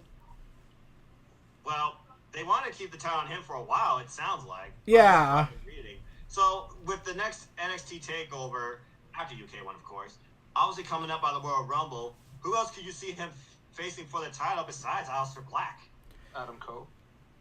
Him, maybe, let's see. It can't be Ricochet. He's currently North American champion. And I'll get to the North American title in a little bit. But anyways, if I had to figure out who he would fight, I would guess... Okay, this might be a huge stretch. Maybe they might give him Matt Riddle. Matt Riddle? Yeah. I think I would do Matt Riddle versus Ricochet. That too. But speaking of the North American title, I found something out about that title when it was being made. What's that? Originally, they were going to honor Dusty Rhodes and call the NXT TV title, but then Vince McMahon called them up and says, I hate television titles. Change it. Oh, ugh. And I was like, why? Why do you hate the TV title concept? What's wrong with that idea? In I fact, got Ring of Honor television champion. yeah, I was thinking like, I don't really... Why does Vince get involved in NXT's business if he doesn't respect them? He doesn't You know what even should watch happen? the product. I think I would like to see Johnny Gargano versus Ricochet. Yes, that would be awesome. Yeah, let's build a feud around that for the North American title since we kind of saw the Aleister Black story close at this point between those two. Maybe Black might be moved up to the main roster. Well, that's Unfortunately. Yeah. What if he moves like after WrestleMania? No, I think he's gonna get moved after the Rumble. I get the feeling he might show up at the Rumble. Yeah. Surprise entrant. Yeah. He'll probably get eliminated by No Way Jose. Oh, God, no. What needs to happen to No Way Jose to make him relevant again? Send him back to NXT to have fun. Maybe that should be the consolation prize for people that attend Raw. You could be part of the conga line. Could you imagine Aleister Black in the conga line? I don't even want to put that in my mind. They put Ember Moon in the Conga Lion. Ember Moon, what happened to you? If I get freaking 6-woman tag, Ember Moon, Bayley, Sasha Banks versus the freaking Mickey James and freaking Nia and Tamina, I'm officially done watching Raw the rest of the year. Yeah, but, and like, okay, and the one thing that also kind of bugs me a little bit is why, like,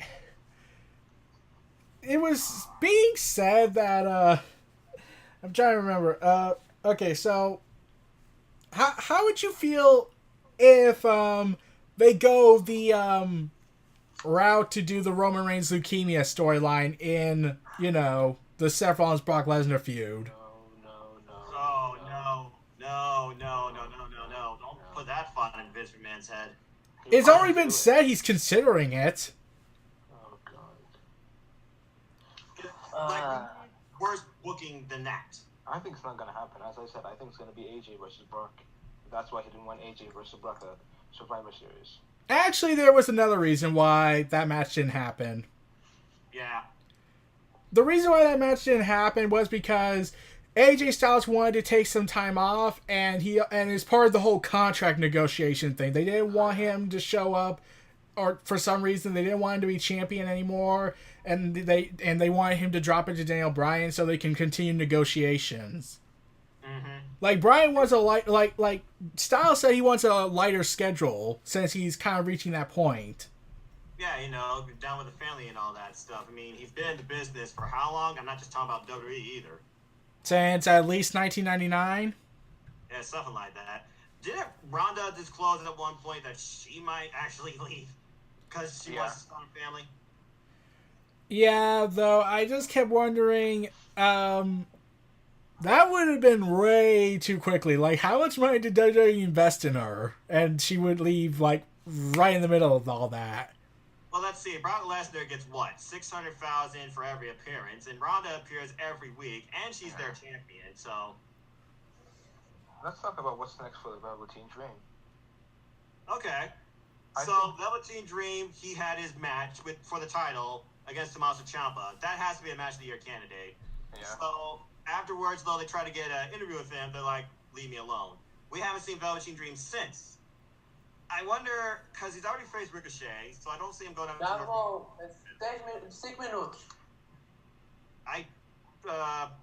I'm not sure actually. He's in a really weird spot. I would love to see Velveteen Dream versus John Cena WrestleMania weekend. Yeah. That would be great. Yeah. Passing to Detroit. I don't know if they're going to set up John Cena versus Velveteen Dream this soon, but I know that is a match that I would love to see. And John Cena does, what's the word I'm looking for? He endorses Velveteen Dream as the future. And if it's John Cena endorsing somebody, even though he has a history of kind of screwing people over, that's saying something. Yeah, no kidding. But then again, The Rock, he endorses Ricochet. Did The Rock screw anybody over? Did the what? Did The Rock screw anybody over? I don't think he has. No. CM Punk. Yes, he has. Well, oh yeah, Punk. But I kept thinking that was more like Vince's idea. Exactly. Yeah, I forgot about the whole CM Punk Rock debacle. Yeah, in fact, yeah, I did hear from Punk's podcast with Cole Cabana that The Rock wanted to fight a heel at Royal Rumble, and Punk was the guy, or it was going to be Daniel Bryan. Rock versus Daniel Bryan. That probably would have been Rock's best match of all time.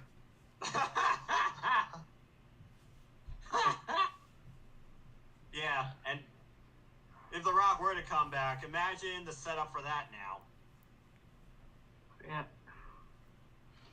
Yeah. I don't know, though, but going back to Velveteen Dream, if he was to come back on television, I imagine he would come back, do like a promo like always he does in the ring, but he wouldn't initially speak. He would just hear the crowd say his name. He wouldn't like smile or anything. He would still like have a moot expression. And then maybe he just walks away because he's still trying to figure himself out. I honestly don't know what is next for the Dream, but there's no doubt in my mind he's going to have to be set up for another TakeOver match. Oh, yeah. I would love to see Ricochet versus Dream again and Dream taking the title off Ricochet. So you want to see the North American title defended against the Dream in basically a rematch of Ricochet versus Velveteen Dream from, what was it, NXT Chicago, I think? Even though I think that's not going to happen, I think they might do Pete Dunne versus Ricochet. Yeah, I get the feeling if Velveteen Dream's last match is the next TakeOver, I think they're going to try and basically feed him to Matt Riddle. I don't think his last match is going to be TakeOver Phoenix. I think it's going to be WrestleMania weekend. Because I'm thinking about EC3 and Aleister Black moving up to the main roster.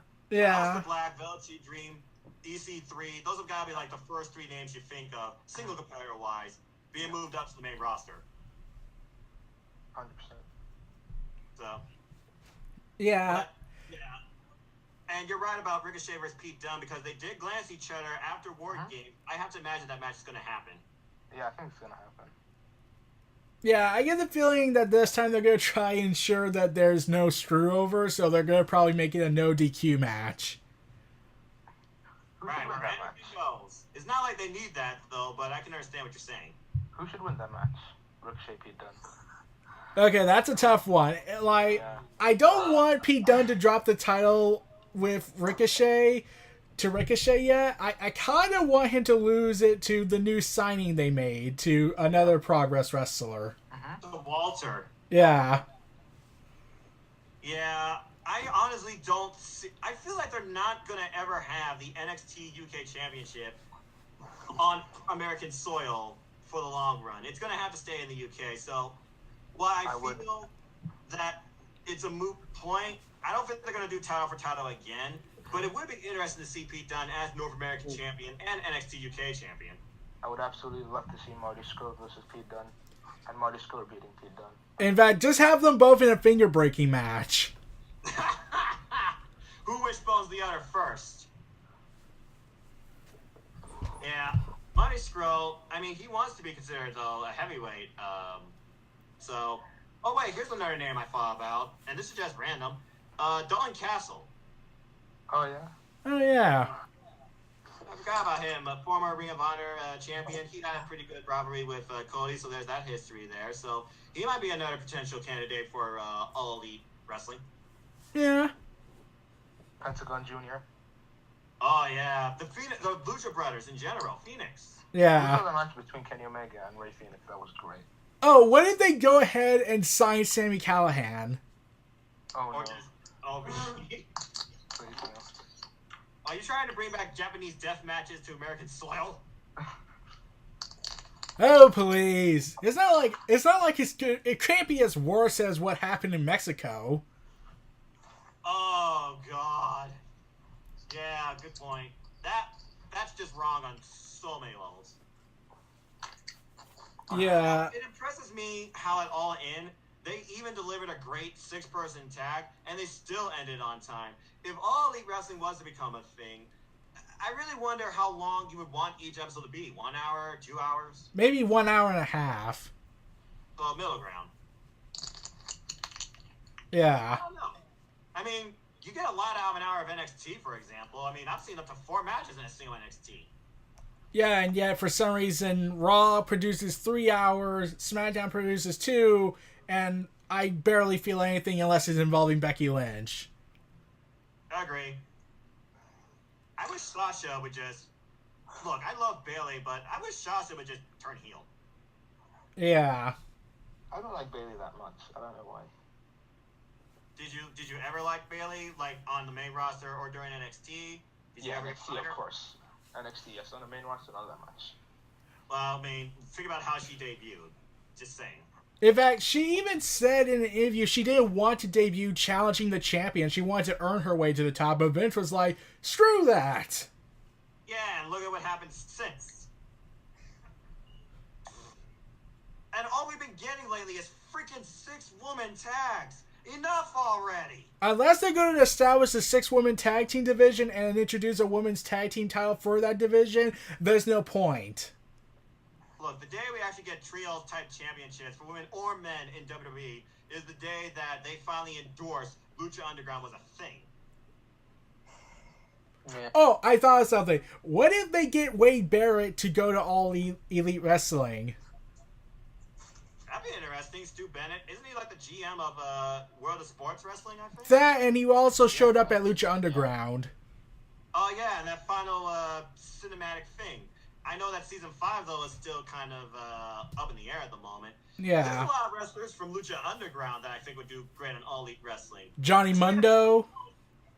What are your thoughts on this whole era Lucha thing? I keep seeing commercials for it during Impact on Pop. I guess it was led by like Rey Mysterio and Conan, I think, or something like that. Huh. I don't know what Lucha is about. Well, at least it's better than, Lucha House Party. Bring up Lucha House Party. At least he didn't bring up the piñata. You just did. I didn't say the name. In fact, I'm convinced. In fact, here's a big question. Do you believe WWE Raw is basically WCW 2000? You might as well call it that. The only thing is it's not dead yet. Yeah. Yeah, the slightest amount of effort they were having on that show died the second they got that $1 billion deal from Fox. After that, it was just downhill from there. I thought it was also when they were getting a ton of money from Saudi Arabia. Yeah. Oh, blood money. Oh, speaking of a certain incident that I will not mention whatsoever, they actually addressed that on television. Oh, yeah. You know when they did that? No. Yeah. Oh, they had Braun Strowman say the word dismembered to Baron Corbin, and that was only going to be their reference to that incident. Yep, I remember. Like we said, WWE takes some things way too far sometimes. Well, when it's Raw now, it's just all the time, it seems, anymore, because that's how you create a story, apparently, even if the storyline sucks. Yeah. Yeah. It's only a matter of time. It's like, I would not be surprised if they bring back Vince Russo. Oh, God. No, bro. No, bro, no. Yes, I had to put that evil in everybody. Yeah. Being a bro, I mean, I understood what you were talking about. We're just changing topic here, budget.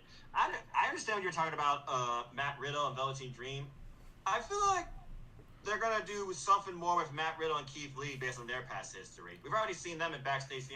There's another name, Cassius Ono. Yeah, him too. Maybe he should. I wonder if he's going to actually go up to the main roster now that I think about it. Actually, I don't think he's going to be. In fact, at best, I think he's comfortable being in NXT, being their main event jobber. Yeah. Hashtag give jobbers a chance. Is it sad that back then they made the jobbers actually have personality like J.O.B.? Yeah, it is kind of. I think the last jobber I really remembered being entertained by and had personality was Blue Pants. Leave a face. Oh, yeah. Yeah. I'm kind of glad she didn't sign with WWE and is doing her own thing. Yeah. She seems like she's having fun. Also, the biggest contributing factor, I think, why I feel like certain wrestlers want to go to All Elite is because, well, let's be honest, All Elite is offering basically you can be yourself. Yeah, it really comes down to that whole idea of what do you care about more, money or individuality?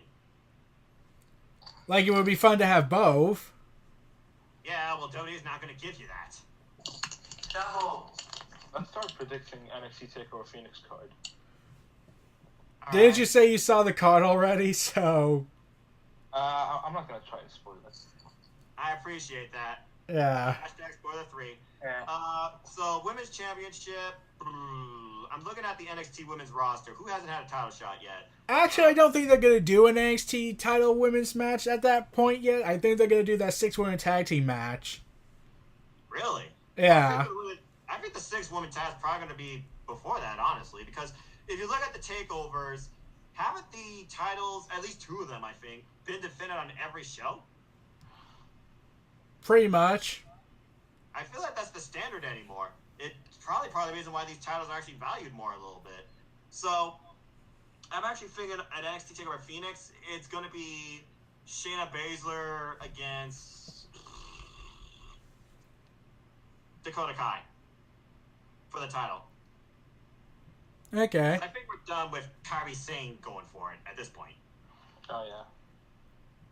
And based on the past history with Dakota Kai and Shayna Baszler, one-on-one matches, and seeing the outcome of this 6-woman feud, I can see Dakota Kai being a valid candidate. What about Bianca Belair?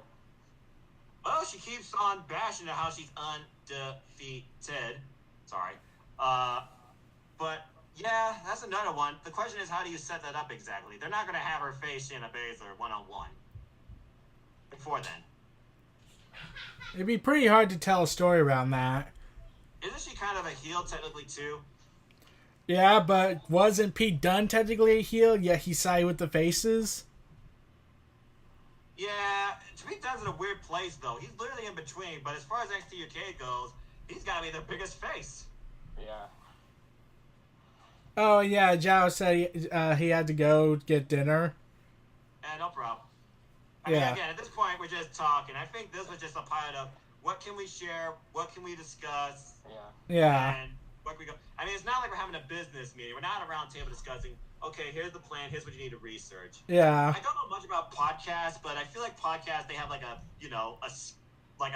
production plan first. Yeah. Everyone does their research, and then you just basically talk. So here, this is just more about, I think, just knowing each other from a wrestling fandom standpoint. Yeah. And this has definitely been a fun conversation, to say the least. Yeah. So, yeah. Am I the only one who wanted to see Aleister Black Mask Candice LeRae?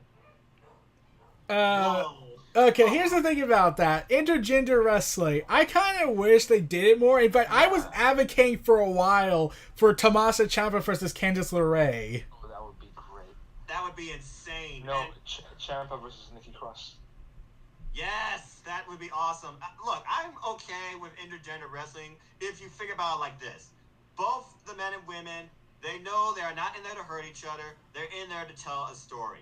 I was actually looking at something on YouTube. There's a short, 10-minute doc, I guess you can call it that, between Johnny Gargano and Candice LeRae. I saw that, yes. Are a real-life married wrestling couple. They faced each other multiple times in one-on-one intergender matches. Yeah. I would love to see Sasha Banks versus Seth Rollins. I want to see Seth Rollins versus Becky Lynch, first in a promo battle and then in the ring one-on-one. That would be great. Ronda Rousey versus Brock Lesnar. Okay, that would be kind of Break the awesome. first. Isn't his Kimura like banned or something because he legitimately broke Triple H's arm twice? No, Brock Lesnar still used the Kimura lock on Strowman. I think he used it on Roman too before WrestleMania. Yeah. Oh yeah. Oh yeah, and Brock Lesnar, when is he ever gonna leave?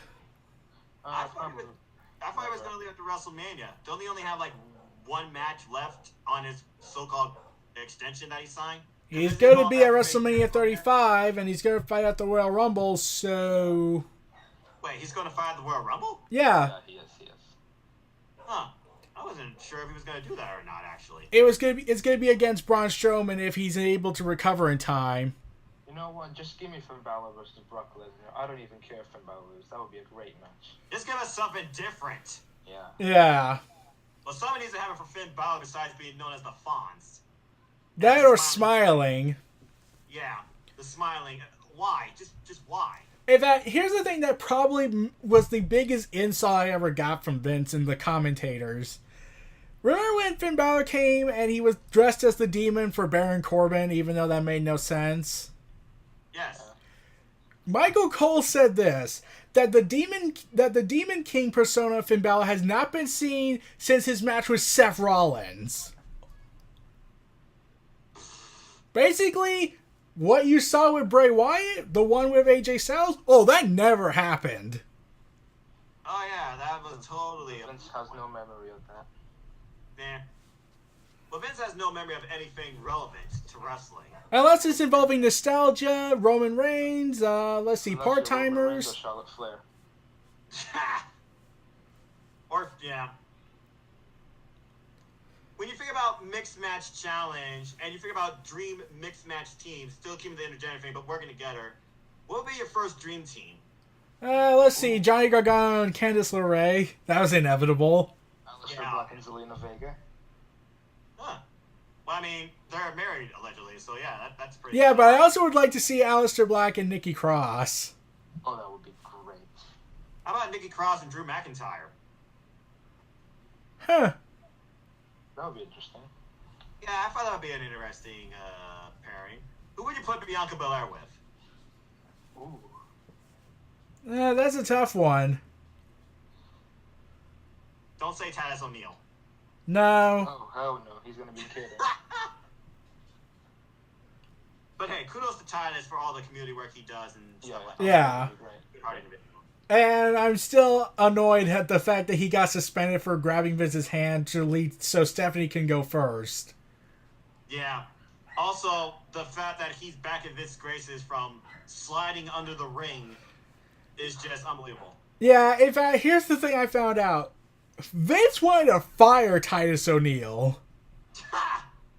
But you want to know who talked him out of that idea because he knew that they were stupid? Who? Triple H said, no, do not fire him. Well, I mean, he does give you positive PR from all of his community work, and I guess in the end, he gave Vince a laugh that I'm sure Vince still hasn't forgotten. How many times did he replay that clip? 5 times on the first on Crown Jewel on Greatest Royal Rumble alone. I think they made a shirt. Oh yeah, that's right. I wonder how well that sold. I did not buy one, by the way. Yeah, I kind of forgot about that. Well, you know how WWE superstars are basically ranked based on merchandising, royalties, and overall being in Vince's good graces. Yeah. Could you imagine the Undisputed Era making an open challenge and a Revival come up? But who would be their two partners? I would say Kyle O'Reilly and Bobby Fish. That would be something. I just want to see Revival in a legitimate, great team-on-team tag team match to reestablish how good they are. Now, unfortunately, you don't have anything worth of that on Raw because what ALP's been reduced to, and I'm not going to do that chant. Yeah, in fact, when AOP and Sanity were missing and in action, I was like, it was reported that Vince didn't have an idea for them. The creative team had no idea what to do with them, and I was like, okay, let me think off the top of my head. Revival versus AOP, The New Day versus Sanity. There, I gave you your ideas, and like with little effort. And right there, you just book 2 great matches. They don't need no gimmick. They don't need no possible storyline before them. Tell a story in the ring about, okay, how does the Revival conquer ALP, or how they attempted to. I mean, NXT Orlando with the triple threat elimination match, when it came down to Revival versus ALP, it was a really good match back and forth. Yeah, and Sanity could have been the guys that want to destroy the New Day's positivity, like the Wyatt family were trying to do.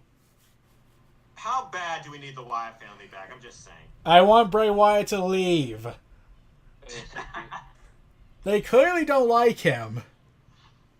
Yeah, obviously. What if Bray Wyatt came back, though, at TLC in place of Braun Strowman? Actually, that's been rumored. Yeah, that's probably going to happen. Yeah, and that he's the guy that's like, down with the system, fight the machine. Now he's this over babyface. Yeah, in fact, they were originally going to turn Bray Wyatt face, but then he pulled a muscle and they had to cancel that. Yeah, it's amazing. WWE's been in panic mode ever since the Roman Reigns thing. Yeah, that's why I say that they should never have relied on one guy. Like, back then, they had, like, let's see, they had The Rock, they had Stone Cold, they had Mankind, they had Triple H, they had The Undertaker, they had Kane. Kurt Angle, Shawn Michaels, just like Haggard said. Yeah. And that was just the men. Yeah. Well, then again, women were just known as showpieces back then. Sad, really. Yeah, they were given more effort at least in the Divas era. Ugh, Divas. That's terrible, my God. That term still... Yeah, I'm fine. That term still irks me to this day. I'm just glad that term is almost completely dead, except for the... Bless AJ Lee. Well, yeah, but you know how they book... well, who said that they started first? The Bellas did, didn't they? Yeah. Yeah. I would imagine, though, that the Bellas still, you know, they endorsed AJ Lee for what she did. Because really, AJ Lee did start it all. And it wasn't just from that pipe bomb either. Where she just, you know, blasted everybody onto a diva. But really, do you think Vince is going to let them acknowledge AJ Lee on television? Considering who she's married to? No. Keyword there, Vince. Everything goes back to Vince, because Vince is the know-all, approve-all, see-all, do-all. And I don't think that's going to happen. I don't think that's never going to end until he literally retires. And before death does us part, I don't know if he ever will retire. I mean, he's not even working on the XFL thing. He said he actually hired people that know a thing or two about football to lead that project. Shocking. Yeah, I know, right? What a freaking idea. Hire people that know something in order to build something. Huh. Yeah. Well... In fact, here's the thing that really irrates me. Okay, remember how Daniel Bryan got his big Yeselmania moment? Yes. You will not believe what Vince tried to do and have Triple H be his proxy. Oh no. What is it? Bleacher Report had published a series of articles talking about the creative process in WWE, and Triple H was being interviewed on there, and they kept trying to say that Daniel Bryan's moment was all part of the plan. Oh, yeah. Bullshit. Yeah. Yeah, that plan ran up in smoke when Daniel Bryan admitted that, yeah, I was supposed to fight Sheamus. This was never part of the plan. Daniel Bryan, kings of the I don't give a damn attitude. Yeah, remember the last time Sheamus and Daniel Bryan went in the ring together at a WrestleMania stage? No, I can't even remember that. WrestleMania 28. Oh, yeah, did that match finish in like 10 seconds? Yeah. 18 seconds, I think. Embarrassing. That was just sad. And what was freaking the story of that match? The kiss of death. Yeah. Just saying. Yeah. The feud between John Cena, Zack Ryder, Kane, and AJ Lee. Oh, yeah, I remember that feud. That culminated in an ambulance match where Kane went through the top of an ambulance, I believe. Oh, you're talking about the Embrace the Hate storyline with Eve Torres and Zack? Yeah. Exactly. Here's the thing Jack Ryder admitted in Chris Jericho's podcast, which I'm surprised he was not punished for. He admitted that the only reason he was in that feud with John Cena was to bury Zack Ryder's momentum because Vince hated that Zack Ryder was getting popular. Wow. It's all about favoritism on the main roster. And unless you're part of the Anali family or your name is John Cena, you will not be in the top favoritism of Vince McMahon. Yeah. Though I wonder how Vince feels about John Cena not being part of their last big event in Saudi Arabia. Probably still a little pissed, like, you broke my heart, Cena. You broke my heart.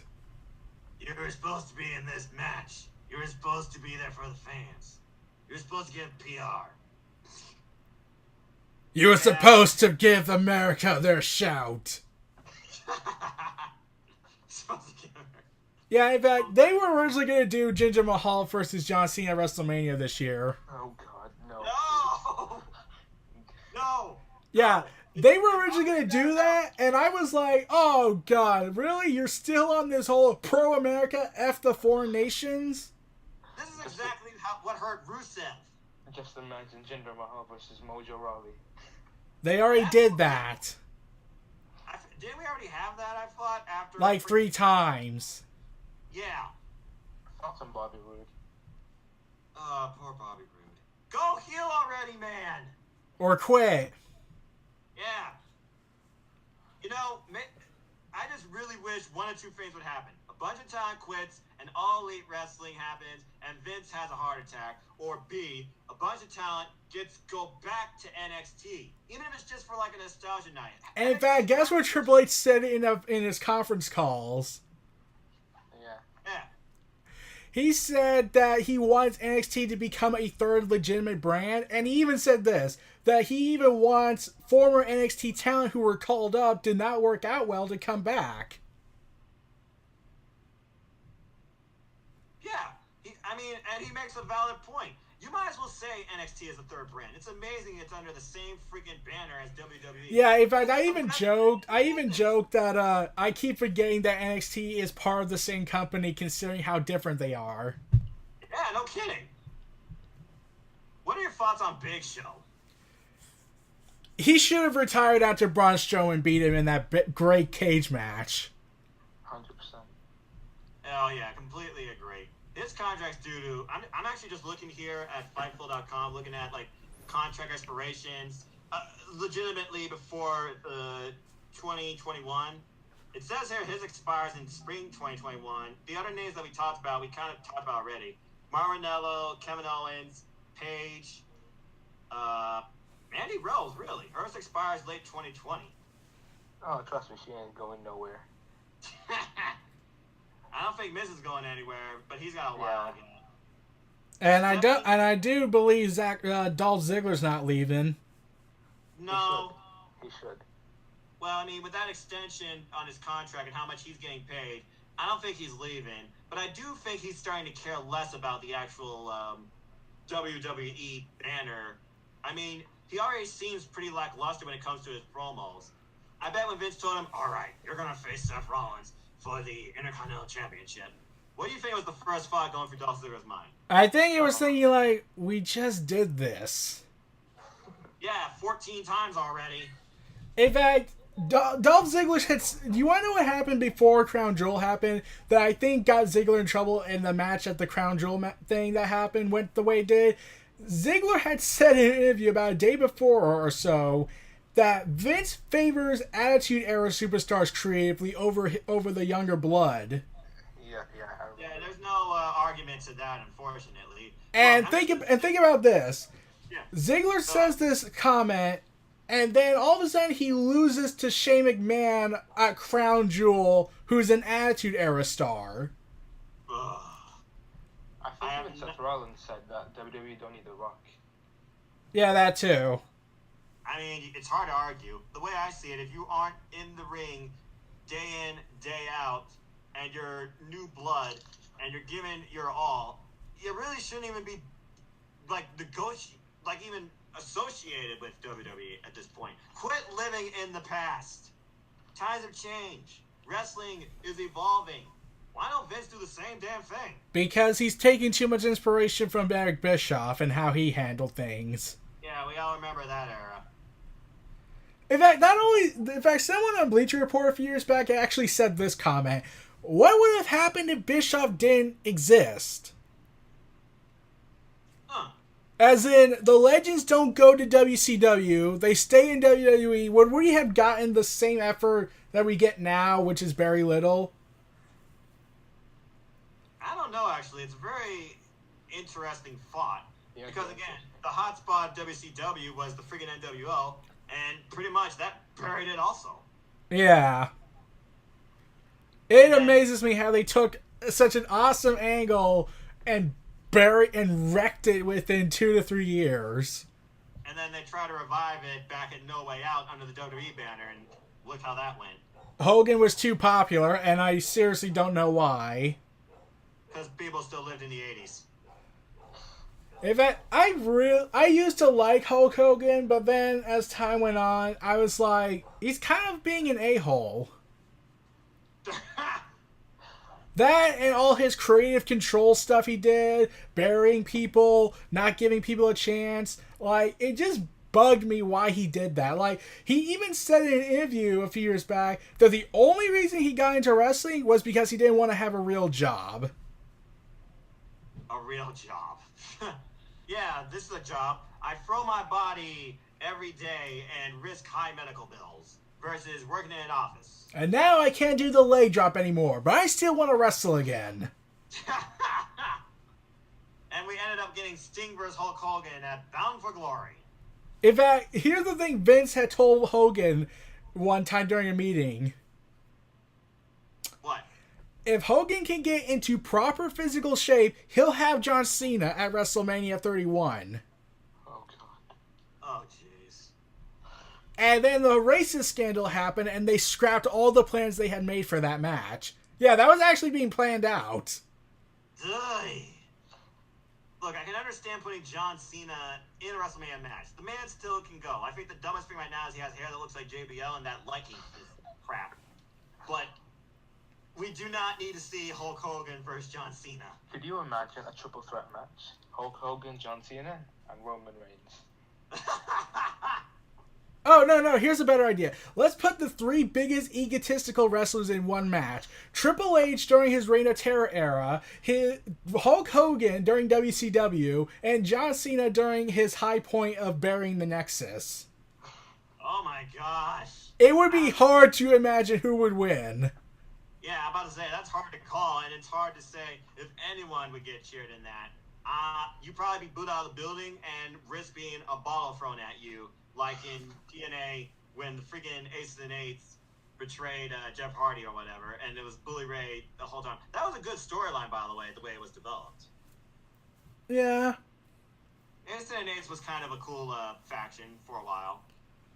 Yeah, and then they eventually fed them to Hulk Hogan. Yep, and we saw what happened there. Yeah, and Hogan quit. I wonder what's next for Madison Rayne also. I'm just thinking about names from All In that could be part of like All Elite Wrestling. We kind of talked most about the men at this point. You think about those women though. Tessa Blanchard stuck in Impact. Chelsea Green's now under the WWE banner. Britt Baker, I don't think her contract's expiring, but she'd be another one. And she's married to Adam Cole. Isn't she already on NXT? Britt Baker? Yeah. No, she hasn't signed yet. Yeah, she did one match. But think about it. How many people have done one match in NXT and have not signed? James Storm, for example. Oh yeah. In fact, remember Blue Pants? Yes, exactly. You see, that's what I really loved about NXT. Like, they made a jobber that was just there to job, and fans gravitated towards her, and they said, okay, let's give this jobber an actual momentum, even though she's not signed with us.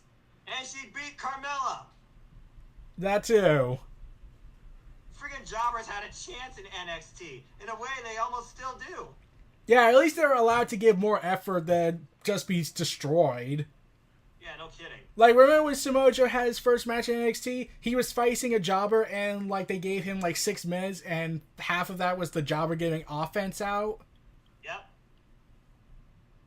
So, it shows that not only can Joe sell, but it also still shows Joe dominant, but it also protects the jobber in some cases. Yeah. It really makes me wonder how, like on the fly or how in advance they find like a local jobber for one of these mainstream shows and you feed them to like Andrade Cien Almas or the Bludgeon Brothers. Yeah, also, do you think Luke Harper should just leave? Yeah. Kind of. But where would he go? Where would he go? If he goes all elite, I would love it. Yeah, but you also know he wants to be like the world heavyweight champion. So I mean, he also wants to be in the main title picture. I could see him facing Daniel Bryan. Yeah, like here's the thing. When I was mad about the Bray Wyatt era ending when he was champion, I was like thinking there was so many stuff they could have done with him if Ryan Ward was still in charge. Like they could have ended the feud with Randy Orton, have Bray Wyatt defeat him in WrestleMania, then fight Luke Harper, then fight the New Day, then fight Brock Lesnar, then fight AJ Styles in a redemption storyline for Styles. Yeah, that's good booking right there. And what do we end up getting at WrestleMania 33 with Bray Wyatt and Randy Orton? Randy Orton wins. Yeah. And friggin' hologram projections on the ring. Yeah, I'm just like, okay, here's the thing that really bugs me about Bray Wyatt and WWE handling him. Bray Wyatt is supposed to be like a real person, as in, his character is supposed to be like you could imagine it being real. He's not The Undertaker. Thank you. Friggin' cult leader, try to bring back the friggin' Ministry of Darkness or whatever. Yeah, like, here's the thing. I wanted Bray Wyatt to be Undertaker, like, he could be Undertaker's successor in the dark character route, not be supernatural and all that. Bray Wyatt's power comes from persuasion through his words and actions, not through mystical enchantments. Yeah, I mean, think about it. I mean, the biggest example of that was when he faced John Cena in that steel cage. John was about to win, but what happened? There was a kid literally in a weird voice singing he's got the whole world in his hands. Yeah, that was like, what? Huh? I was thinking, like, what? Yeah, I was like, this is weird. And then the promo afterwards was even more freaky. What, Hazard? Going off topic, if there's one person who should retire The Undertaker, it's Aleister Black. Yeah. I could agree. However, there is one problem I have annoyed with from people on Twitter. What's that? A lot of people keep saying, like, Aleister Black is the next Undertaker. Ugh. And I was like, no, he's not. He doesn't even look like Taker. He doesn't have a gimmick like The Undertaker. I'm like, you could probably make an argument he looks like the American Badass to an extent, but he's a completely different character. If they try to put him in a leather vest and a motorcycle, I swear. Just saying.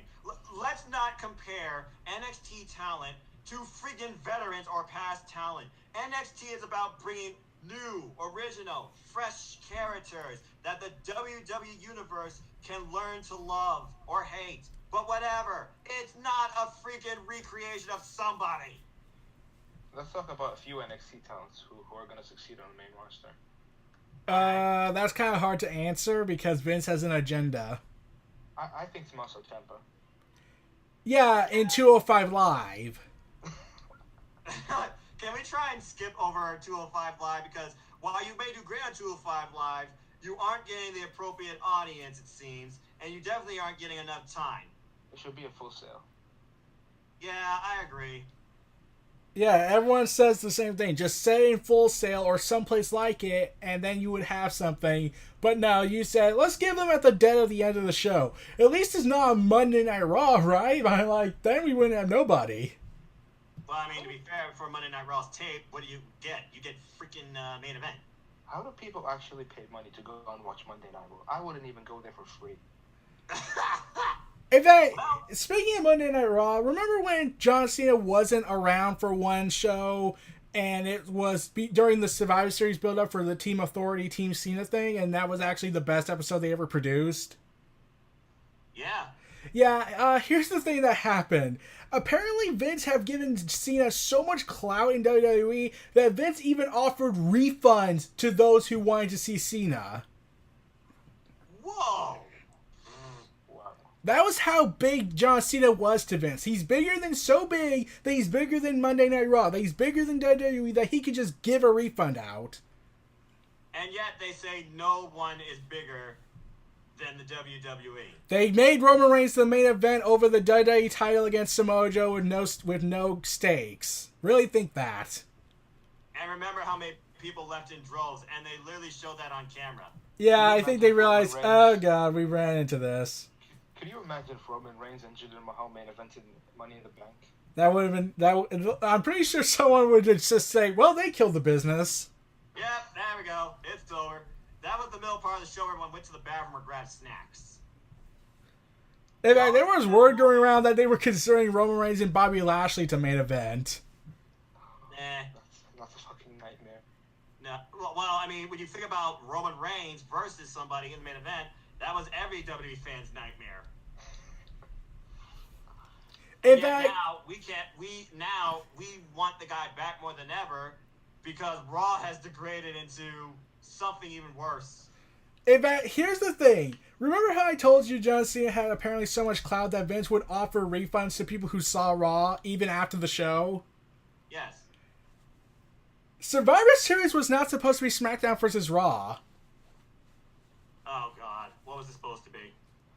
It was supposed to not be a formatted pay-per-view. It was supposed to be just a normal pay-per-view because if Roman Reigns didn't get sick. Originally, the reason why Vince didn't want Survivor Series to be a SmackDown versus Raw event during Roman Reigns before he got sick was because, and I quote, I don't want to see Roman Reigns versus AJ Styles. Ah. Yeah, an entire pay-per-view event was formatted for Roman Reigns, and then when he left, they realized, well, we don't have a plan, so let's just do the SmackDown versus Raw format. If they nobody would cheer Roman. They would all be on AJ's side. Yeah, because everyone likes AJ Styles. I don't think even Roman Reigns is that great in the ring. You don't think he's that great in the ring? No, he does the same shit every single time. Well, doesn't a lot of wrestlers do the same thing in the ring? Yeah, well, it's how they portray it, though, that keeps you invested in the wrestler. Yeah. But really, the way they portray it is like, well, is that really Roman's fault, or is that the booking's fault? Well, think about it. He gets the crap beat out of him, and he has, like, 4 moves. He has the drive-by, he has the Razor's Edge powerbomb, he has the Superman punch, and then he has the spear, and he basically finishes every match with a spear. Yeah, though, here's the thing I have the issue with. Is the fact that they know he has more moves to give. They have a list compilation on YouTube listing all his wrestling moves he could do back in FCW and NXT. But Vince is like, we gotta water it down. And let's protect it by having him wear a vest. Yeah, I was like, okay, unless you're gonna tell a story regarding the vest where, like, they could go with a heel Roman Reigns and say that corporate allowed it because they favor him, that would work. I feel like the vest more protects him, especially when he takes, like, chair shots or kindle stick shots, especially chest stuff. It's like, if you're going to beat Roman, you can't be at 100%. You got to be 110%. Yeah. And here's the thing I also wanted a dream match for at WrestleMania. Imagine this. Heel Roman Reigns, Tommaso Ciampa versus Johnny Gargano and Daniel Bryan for the Universal Championship, the Intercontinental Championship, and the Tag Team titles, like, you know, Triple H and Austin versus the Brothers of Destruction. Whoa. But the difference is, you have the two most hated people in WWE teaming up to take on two of the most beloved characters. Well, not so much anymore. Daniel Bryan's now a heel. Yeah. Crazy booking. What are your thoughts on the new Daniel Bryan overall? I feel like it has a lot of potential. Like, they could make it work, especially, like, I basically did declare the Yes Movement dead when they kept saying they wanted him to get killed by Lesnar in WrestleMania 31. Yeah, that's true. My problem is, I don't want Bryan to keep doing the diving headbutt, for God's sakes. Oh, God. Well, hopefully he will stop doing that. Maybe WWE, because again, WWE's trying to protect him now, and now that he's their champ, so they always must have some sort of investment behind him now. Yeah, but, like, that's the reason why they don't put him in ladder matches anymore, TLC matches. So do you feel like their match at TLC is just going to remain a normal match? Yeah. Yeah. Do you think Bryan is going to go into WrestleMania as a WWE champion? I agree. Do you think that the W Championship match is going to close the show, though? For once? No. No. Yeah. It's probably going to be Lesnar. Because Lesnar is God to Vince since Roman's gone. Yeah. How interesting would it be if Roman Reigns came back at WrestleMania after the match?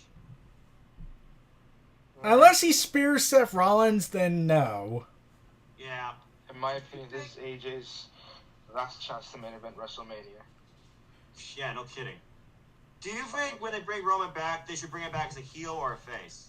Well, that's going to be hard to do. Like, he's going to be so over. Except there's a problem with that. We don't know how long he'll be gone from his leukemia condition.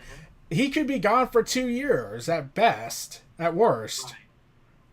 Right. You know, it's funny. People on Twitter are like, he'll be fine. It's survival. It's cancer, you dumb mother... Never mind, I'm not going to go there. But Actually, it's much worse. Mm-hmm. Yeah. You want to know what people kept saying? Go ahead. He's not really sick. This is just a story. Go fuck yourself, people.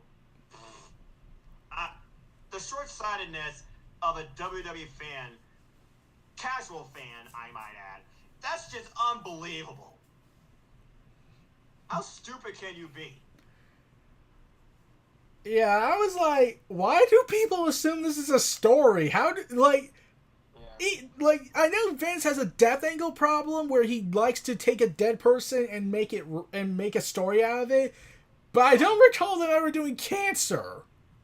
No, I mean think about the deaths we've had in WWE, and what was the outcome afterwards from a storyline standpoint? Bitter, tasteless, and offensive. Yeah, Eddie Guerrero, Chris Benoit, Dusty. Charlotte's brother when they used his death. Yeah. Oh, yeah. Oh, speaking of that, when they did that, I was shocked that they did that. If they want to honor him, okay, but if they go with the death route, and Paige did do that, you want to know what happened, what got reported after that event? Oh, no, what?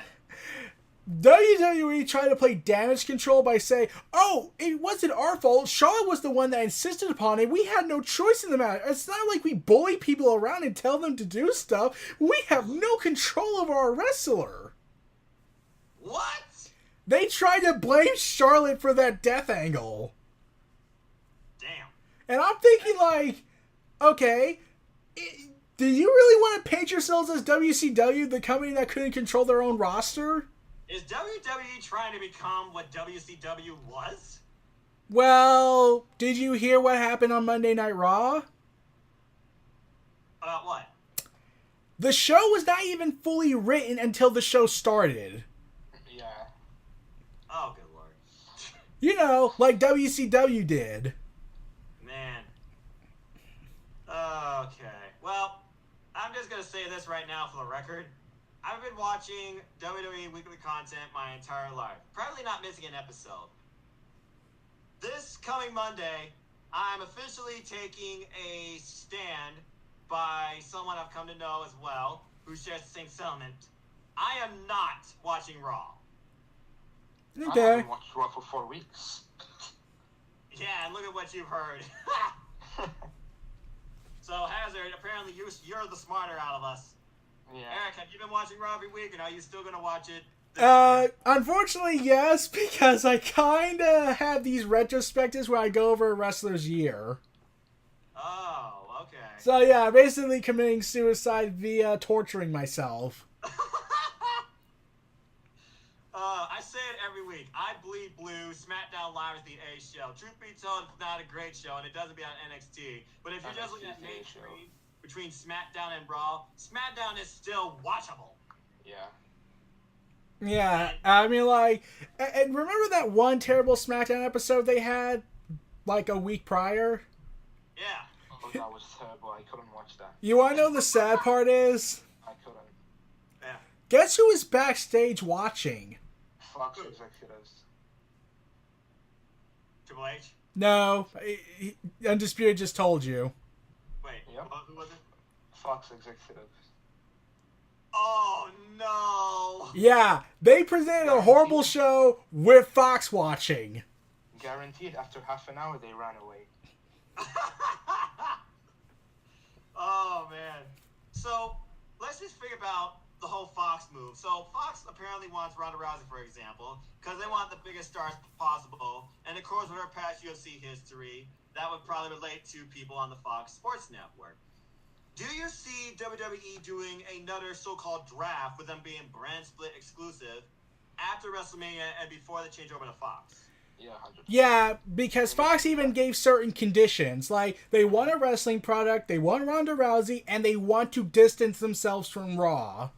Right, Yeah. because they don't want to promo anything from a rival network since USA is under NBC Universal. Yeah, and they even said that they want a split production crew, as in there's be an exclusive production crew running SmackDown and an exclusive production crew running Raw. Indeed. Maybe this will mean SmackDown Live will finally beat Raw in freaking viewership in the ratings besides more than 1 week. Well, it's on Fox. Well, that helps in itself, too. And on a Friday night. But again, that does make me wonder, what am I going to watch on Tuesdays now? Let's see. In fact, what would this become a 205 Live from this? Yeah. Ooh. I'm just going to be optimistic here. Maybe 205 Live can become the new Tuesday show, and they actually give it a full hour or an hour and a half. But where at? Like, they would have to tape these prior, but I don't think Fox would want 205 Live to be broadcast, to be taped, because it's part of Raw by proxy. Right. Well, maybe they can take 205 Live on the road or something and tape, like, house shows. I thought I read something that the WWE Network's going to try and put more house shows on the Yeah. network. Just don't name them Starcade, or else you'll be seen as petty. You give me all the money in the world, I'm not going to watch any house show. In Maybe fact, that'll be one of their exclusive subscription plans, because aren't they supposed to be rolling out, like, different subscription plans, I thought, for the network next year? yeah. Like, one's 15, one's 10. Like, honestly, I'm just waiting for them to feature the offline download thing, where you can download exclusive matches, like, separate the shows and you get the matches. Yeah. Guys, give me your honest opinion. Okay. Do you think the Elite are going to go to WWE? I hope not. Me too. Do you think they will go? There's a chance they could if they were offered creative control. That's the only reason I could see them going, because if you think for one iota that the Elite will allow themselves to be creatively controlled by Vince McMahon, you're smoking something. In I fact, want to smoke that. don't you remember what Vince's history with the Elite has been? You know, the firing of Jimmy Jacobs and the too sweet hand gesture love trademark. That was awesome. Okay. Kudos and props to Jimmy Jacobs and the Elite for doing that. And WWE going in and saying, we own a hand gesture, so you have to pay us or else. And one of the reasons why I think the Elite are going to go to WWE, I think Kenny Omega's going to look at things, and he's done everything he could. He's done everything he could. In fact, Kenny Omega has said in an interview that he would actually love to work being restricted. What? Yeah, he said he would actually find it as a challenge for him, what it would be like if he was restricted. Huh. Well, that's an interesting take on live, especially in the world of professional wrestling versus sports entertainment, because I'll tell you one thing, if he was going to go to WWE, even under NXT, there would definitely be some restrictions. And another reason why I think Kenny Omega's going to go to WWE, AJ Styles isn't getting any younger. He's 41, 42 years old. So you think Kenny Omega wants to face AJ Styles one-on-one before he retires? 100%. 100%. That's a WrestleMania-worthy match right there. That's probably going to be a mid-card match in Vince McMahon's eyes. Well, Vince doesn't know good wrestling. We've already established that. Didn't Chris Jericho say he wanted to come to WWE with the IWGP Intercontinental title and challenge Seth Rollins to a double championship match and ending in disqualification at SummerSlam? Yes, he did. Yes! Vince would probably burn the IWGP Intercontinental title. Oh, God, no. In fact, I kept assuming that that with all this stuff going around regarding Jericho and what he was planning to do, I was like, did Vince really burn a bridge with Jericho because he offered a good idea?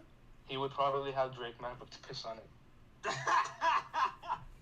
Well, we already know how much Chris Jericho wanted to use NXT talent for his cruise. So, I mean, yeah, I think there's been a bunch of bridges burned right now between him and WWE. Yeah. If Chris Jericho was to appear somebody somewhere else at this point, it's got to be Impact.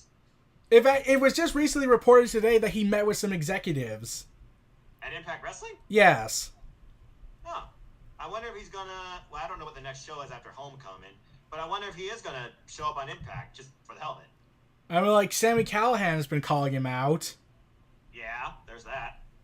But Sammy, you gotta imagine Sami Callihan's gonna be involved in Ultimate X at this point.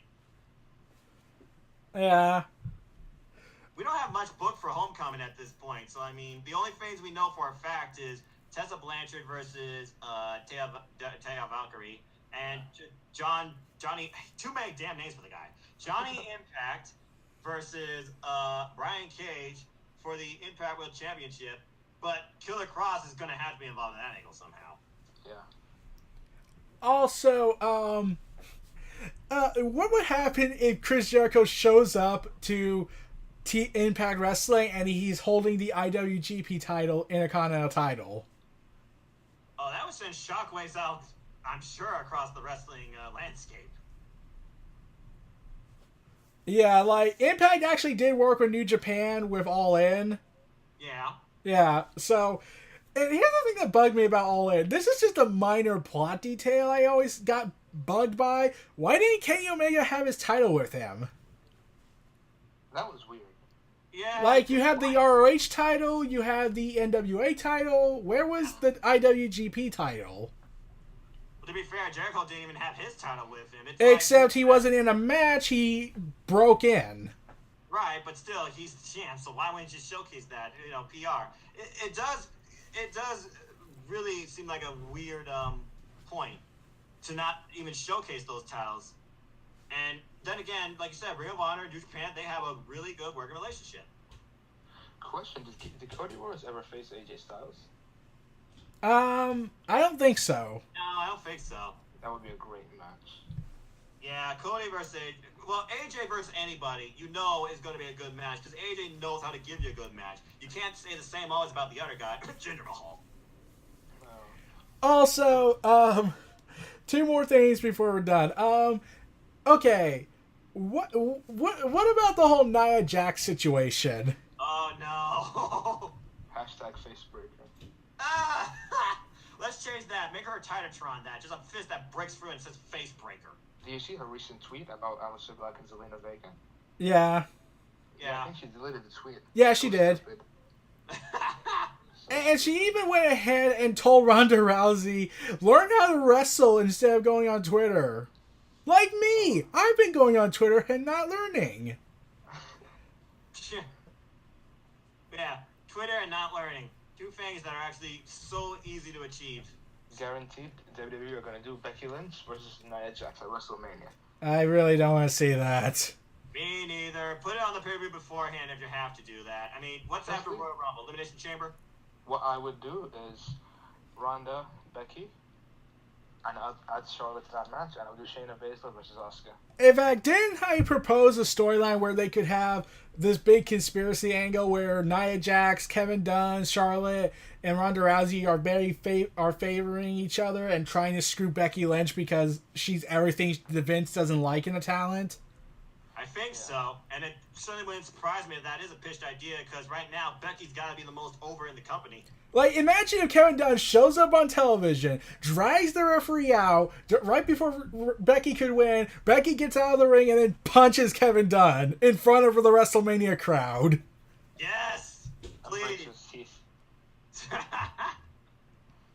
Honestly, if Nia Jax is involved in WrestleMania, just put her in the stupid Battle Royale. Actually, I kept saying maybe she should just interfere in the match and drag not Becky Lynch out, but then Becky Lynch takes her out. I wouldn't even have her on the show. Yeah, I agree. Also, and now here's a big ultimate question. If Vince was still able to do it, who would you have him fight in a match? Vince in a match? Yeah, if he could still go. I already have one person in mind. Well, if you're going to set Vince up in a match, it's always going to be with Bad Blood. Yeah. CM Punk. CM Punk would be the biggest pop, especially if this WrestleMania was in Chicago. Oh, I can think of someone else who could rival Punk. I don't see Roman Reigns. No, he's too favored. Yeah. Oh, I already have someone in mind. I'm trying to think who. Oh, one person from the Revival, definitely. Yeah. Here's the guy, Cesaro. Yes, of course. I have been behind Cesaro forever. He has got to be one of the most underutilized superstars. Truth be told, he's, tag team champs of the tag team, but I could see that guy being WWE champion, all right? He is one of my favorites. Big E's so underrated. Big E? Yeah. You want to see Big E on a well? Wasn't the original plan for Big Show to put over Big E in a singles run? Like that was actually going to matter? Yeah. But yeah, I always wanted to see Cesaro fight Vince because, think about it, it would be the perfect storyline. Like, Cesaro is that rising talent at WrestleMania 30, but then Vince came in and said, you're no longer doing the swing because that's too popular. We need to make you a villain. You're too busy getting popular. I don't like it. You're a foreigner, and you're saying you're a professional wrestler. Everything I hate in this industry. So I'm going to bury you. And basically would lead to a match where Cesaro swings Vince around because Cesaro did say he always wanted to swing Vince around. I would love to see him swing Vince 100 times like Cesaro did to Daniel Bryanson on the indie scene. Yeah, and here's the crazier idea. What if when Vince McMahon is cowering away trying to escape, an old tag team partner of Cesaro comes out and throws Vince back in the ring? Like Cassius Ohno? Yes. I like it. Okay, remember when Enzo Amore was beaten down by the Cruiserweights? Yes, that was an awesome afterthought. What if a bunch of NXT talent came out and just beat up Vince like that? Hey, I'd be behind that. Let's see, who do you start with? Let's see. We could go with Cesaro, since he was also NXT. Yeah. Ascension, Bo Dallas. Yeah. Sami Zayn, Kevin Owens. Yeah. Oh, and the person who would do it, who would put the finishing touch, would be Velveteen Dream. Dream over with the elbow drop. And here's the thing, I wouldn't be surprised if Vince wanted them to do that to him because, he asked Kevin Owens to beat the crap out of him. Yeah, he took that vicious headbutt. Yeah. Didn't he suffer broken ribs from that frog splash too? That's what they said. I don't know if we're ever going to see Vince do another in-ring angle where he gets the crap beat out of him. Didn't he get stunned by Stone Cold Steve Austin just months later? Yeah, maybe. It's amazing Stone Cold still gets probably the loudest pop ever in the modern era. If Kenny Omega comes to WWE, he's going to get the loudest pop. The building that Kenny Omega comes in under the WWE banner will be lucky to have the same infrastructure. Yeah. Because that'll be the biggest shock in wrestling to date. Yeah. In fact, okay, and then, did you all want to see Sting versus Undertaker? At one point, yes, but under the circumstances now, not really.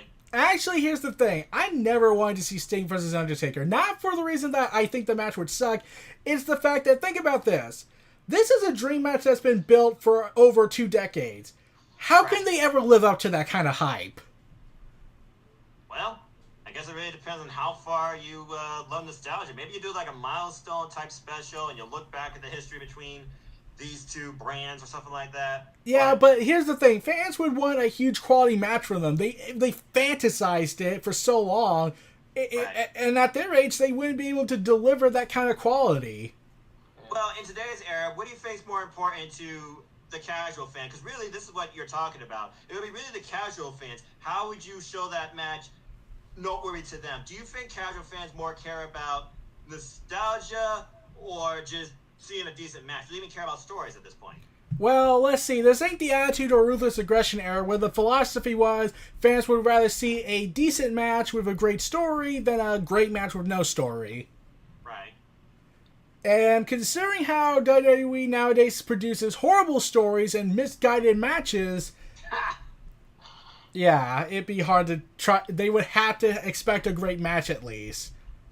Yeah, I feel like whether you're hardcore or casual, the one thing you do hope to see, in WWE anyway, is a good match. Whether or not it had a compelling build for it, or it was just two guys thrown together, it's probably a moot point to them. I try and look for both. Yeah, and that's what NXT does greatly.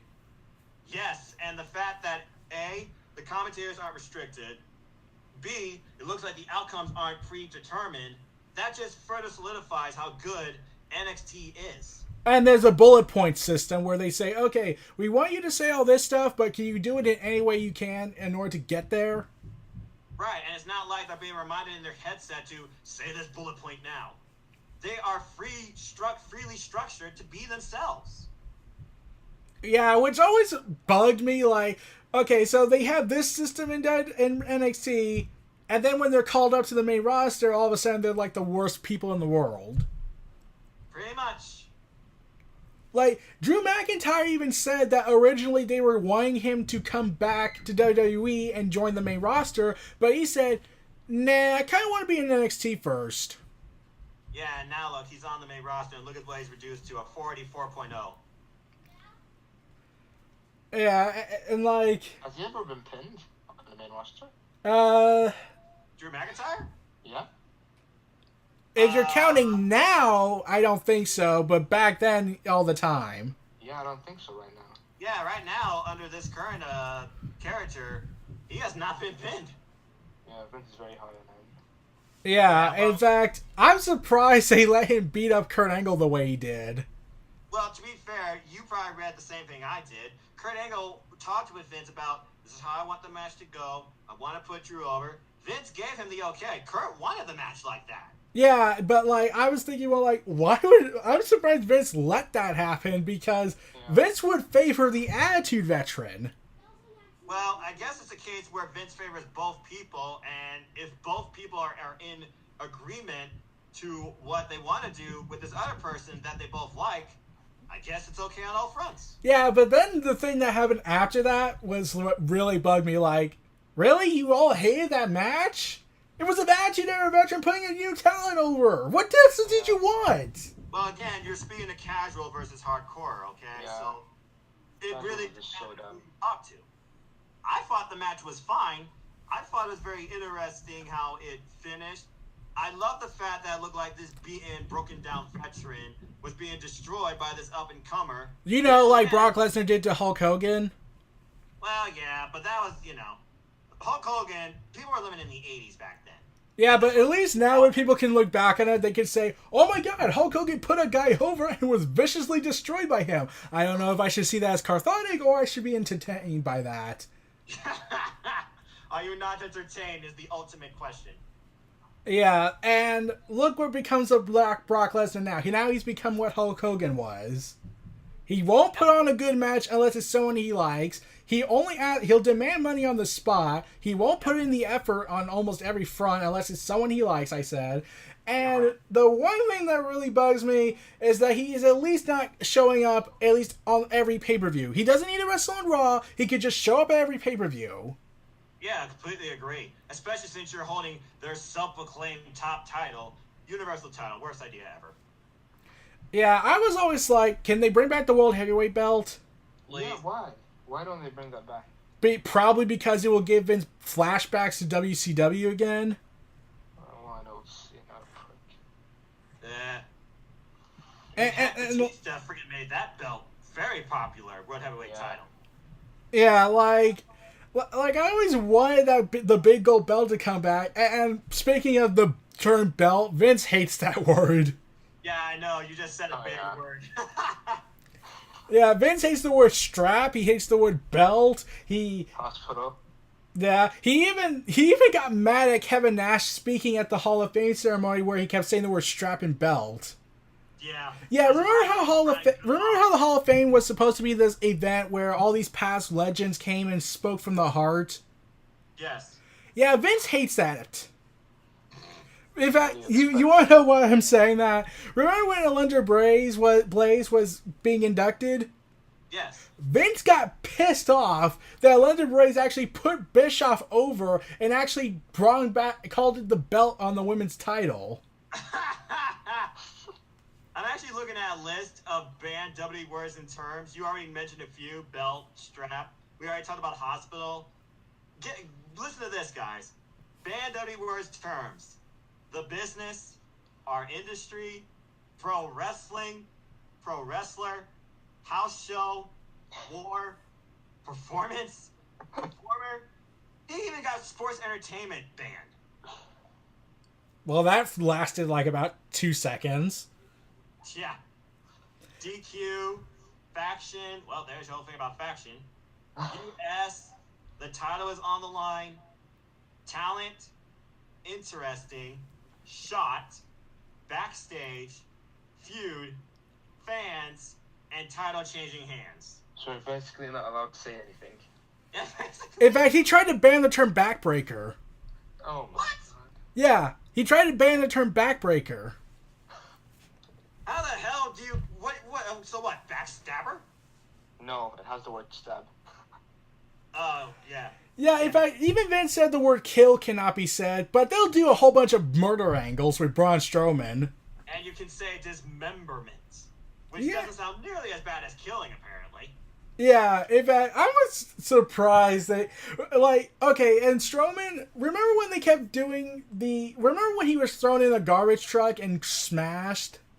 Yes, I do. I was thinking, no, they really did not just do that. They can't really think for us to believe a human being could survive being smashed in there. He's not the Undertaker. He's not Kane. He's also not the friggin' Terminator. Yes, I was like, okay, unless Strowman was established with mythological powers like Undertaker and Kane, then I would buy he could survive that. But you've portrayed Strowman as a human being who's just a giant. Well, we all know how Vince loves big, sweaty men and giants. Oh yeah. Yeah. So, this just makes me believe Lars is going to go to Raw. Nah. Actually, it's been said that might not happen because Yeah, they he's said gonna that Lars might not go to Raw because Strowman's on there. Yeah. Well, yeah, that would Or be... the fact that Strowman is injured, he might go to SmackDown and Lars to Raw. Yeah. If Strowman was to go to SmackDown, who would you like to see him start a feud with? Samoa Joe. I would like to see him fight Daniel Bryan. Huh. That'd let it be a David versus Goliath match almost. But then again, Bryan's like, I'm the new Daniel Bryan. My weakness is gone. I had Brock Lesnar beat the weakness out of me. So Yeah, I mean, and like, and a lot of people were saying, like, Daniel Bryan is unrealistic to beat Lesnar. And I was like, bullshit. what? Daniel Bryan's unrealistic. No, as in, they can't imagine being Brock Lesnar. It's unrealistic. And I was like, okay, so let's see. A voodoo priest is realistic. A dead man walking is realistic. A guy who could control fire, that's realistic? Yep. Oh, brother. Well, all smoke and mirrors. Yeah. So, it is what it is anymore. WWE, bottom line, the WWE, the best thing under that trademark, and I say trademark loosely, is the NXT brand. But wrestling in 2019 is definitely going to rival it as far as our promotions go. And if they all were to come together, I feel like you would have something bigger than WWE. Yeah. As far as all elite wrestling, if it does happen and it's being invested by billionaires, WWE might finally have competition. Yeah, and someone even said this. Imagine if they allowed workers' union and insurance. Oh, well, WWE, you're dead. Yeah, I could think that. Has it your thoughts? Enough said, right? So at this point, I wonder if they're gonna do. You saw the vignette, right, for that guy coming into NXT, Donovic Dijakovic, which I guess they're calling like Devanovic or whatever the hell his name is. Yeah. He has previous histories with Keith Lee, and I've seen him on 3 NXT live shows and matches against Lars Sullivan, Adam Cole, baby, and even Tommaso Ciampa for the NXT title. This guy could really be a major player in NXT. What do you expect to see from him? Well, anything really. It's NXT. They tend to play with their strengths and their weaknesses. Yeah. I just wonder how he's gonna debut. He'll probably show okay. He probably will fight Cassius Ono. So you think that's gonna be Cassius Ono next big development match, kind of? Pretty much. So Cassius is now the new development act, along with Raul Mendoza. Who else is development in NXT? Let's see. No, I keep thinking Cassius Ono. I think you're right, actually. Those might be the only two. And we haven't seen Raul Mendoza since that tag match with Danny Burch and Oney Lorcan. Oh, by the way, speaking of tag teams in NXT, you saw about how, which one is it? Hanson, I think? He got injured or something like that? Oh. Yeah, so I wonder what this means now for the Undisputed Era's tag team title picture, because I honestly thought they would be next to face him again. I would love to see Street Profits. Street Profits are pretty cool. What's your thoughts on the Mighty?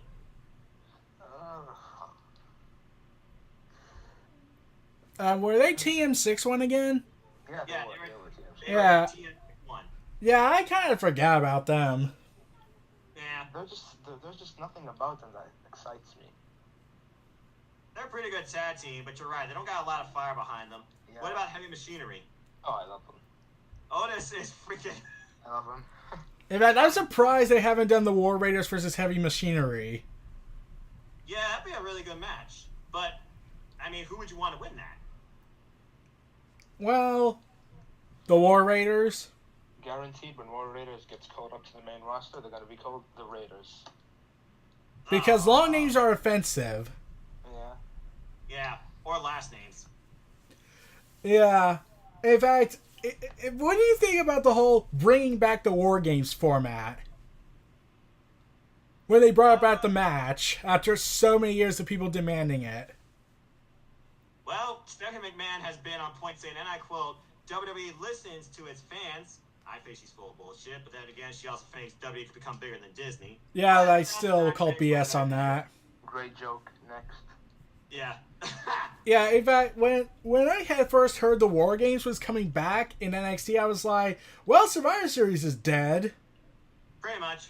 And then remember how everyone was wondering, wait, why, where's the roof? Yeah. Yeah. Well, then again, you wouldn't have had that insane Ricochet inverted 730 spot. Yeah, but a lot of people were wondering why the roof was gone, and Triple H explained it, but then it turned out that was just a public PR stunt. The real reason is because Triple H did want to bring back the structure, the roof, but Vince said no. Yeah. Well, again, Vince hates stuff that seems old. So what's old? The original War Games format. So Who remembers what happened to Alexander Wolf last year? Oh, yeah. Oh, man. Yeah, I was like, I'm surprised he still kept going after the match. Yeah. He got busted. I thought last year's match was better than this year's. Agreed. Yeah, I was surprised he was still able to keep moving despite bleeding from profusely at the back of his head. Yeah, no kidding. And But really, the breakout star in that match was Killian Dane. Oh yeah, he was great. Killian Dane was friggin' MVP. Killian Dane is probably the most over person in Sanity if they were to do something with Sanity on SmackDown Live. In fact, imagine this match if they ever went with it. Luke Harper versus Killian Dane. Oh, wow. That sounds like a good one. Luke Harper is very impressive for a big guy in the ring. Yeah, like, when I had first seen him do the suicide dive during the Shield Wyatt family match at Elimination Chamber, I was like, that guy's 300 pounds, right? Yeah, how the hell is he doing this? And he cleared it perfectly. Yeah. Unlike Brie Bella. Oh, God, that incident. Or the kicking of Liv Morgan. Is this even a podcast anymore, or is this just general chat? Are we behind the scenes? This is our outtake, right? No, this is all recorded. Oh, well, whoops. Sorry, Internet. But yeah, Luke Harper, when he comes back, I hope he is reinserted into a feud with Daniel Bryan because I would like to see him go after the WWE Championship. Yeah, in fact, rumors is going around that he might actually be transferred to Raw to team up with Bray Wyatt again. If they're bringing back the Wyatt family to an extent, I'd be okay with that. But give me your thoughts on this. The Riot Squad, if they were to break up, would you see Sarah Logan be a part of the Wyatt family just as herself, like this wild woman? Yeah, because she actually did play a crazy gimmick with an axe. No. She should be in catering. I don't want to see her. You don't like Sarah Logan? Nah. What are your feelings on the other members of the Riot Squad? Ruby Riott is great. She's so great. And a lot of people respected Liv Morgan that she was trying to keep going despite, being kicked in the head. Uh-oh. There's another botch. Don't say the name. Going off topic, I think Mandy Rose has improved a lot. Yeah, at least she's better than Eva Marie. In fact, here's the thing about Eva Marie. I actually kind of liked her. Not as a wrestler, but what she could have been. Yeah. I always wanted her to be a manager, a valet for Roman Reigns. Imagine it. Roman Reigns is in a suit, and Eva Marie's out there with him, and they're just soaking in all the hate. Oh my gosh. That is uber levels of hate right there. Yeah. Of course she's not already... Backstage gonna have a stroke. Of course she's not already everything anymore, so... Oh, please, no. Yeah. Your thoughts on Caitlyn? Do you think she should come back under the W banner? I could see that. That could happen. She was alright. Imagine if she fought around Becky Lynch. Who remembers Vladimir Kozlov? No. You're talking about beyond his time with Santino, right? Oh, yeah. Yeah. Vladimir Kozlov versus Rusev would be a good match. That'd be a great tag team right there. In fact, here's a question. How would you feel if there was a tag team between Bray Wyatt and Samoa Joe? Oh, that would be great. That would be two heavy hitters right there. I mean, we've already seen kind of how they work together at that Extreme Rules Fatal 5-Way, and then we also saw how they broke down. Yeah. I think those two would have great chemistry together. Yeah. Like before that, before I had seen Bray Wyatt and Samoa Joe working together, I always wanted to see Rusev and Bray Wyatt work together. Since they worked together in the Royal Rumble a few years back. Yeah. Well, thoughts on Baron Corbin? As a GM or a wrestler? In general. Oh, he reminds me too much of Punishment Martinez. Yeah, agree. I mean, I think he's better in ring. I like when he's in the ring, like that sliding around the turnbuckle, clothesline move. That's always pretty awesome. But I feel like he's really been kind of degraded ever since doing this whole GM spot. Because when I think of GM, that is your role. You're not an in-ring competitor unless it's like a spot. He's still wrestling every week. I think it improved his promo work a lot. Yeah. Yeah, he's getting more promo time. But coming up with these matches on the fly, though, it's kind of lazy. Yeah, I guarantee we're going to see this week Baron Corbin versus Finn Balor again. Well, I won't. Yeah, I'm going to be in bed. I'm going to be playing Red Dead 2. All right. So what did you all think of this The Elite of Wrestling episode? It was extremely entertaining. We started talking about All Elite Wrestling, and then it just broke down into wrestling, fandom, chatting, fantasy, and a few puns and laughs here and there, and some botches. Yeah. I enjoyed it. Botch mode! Oh, man. You knew that was coming. I want that to be Botchamania's new intro. Okay.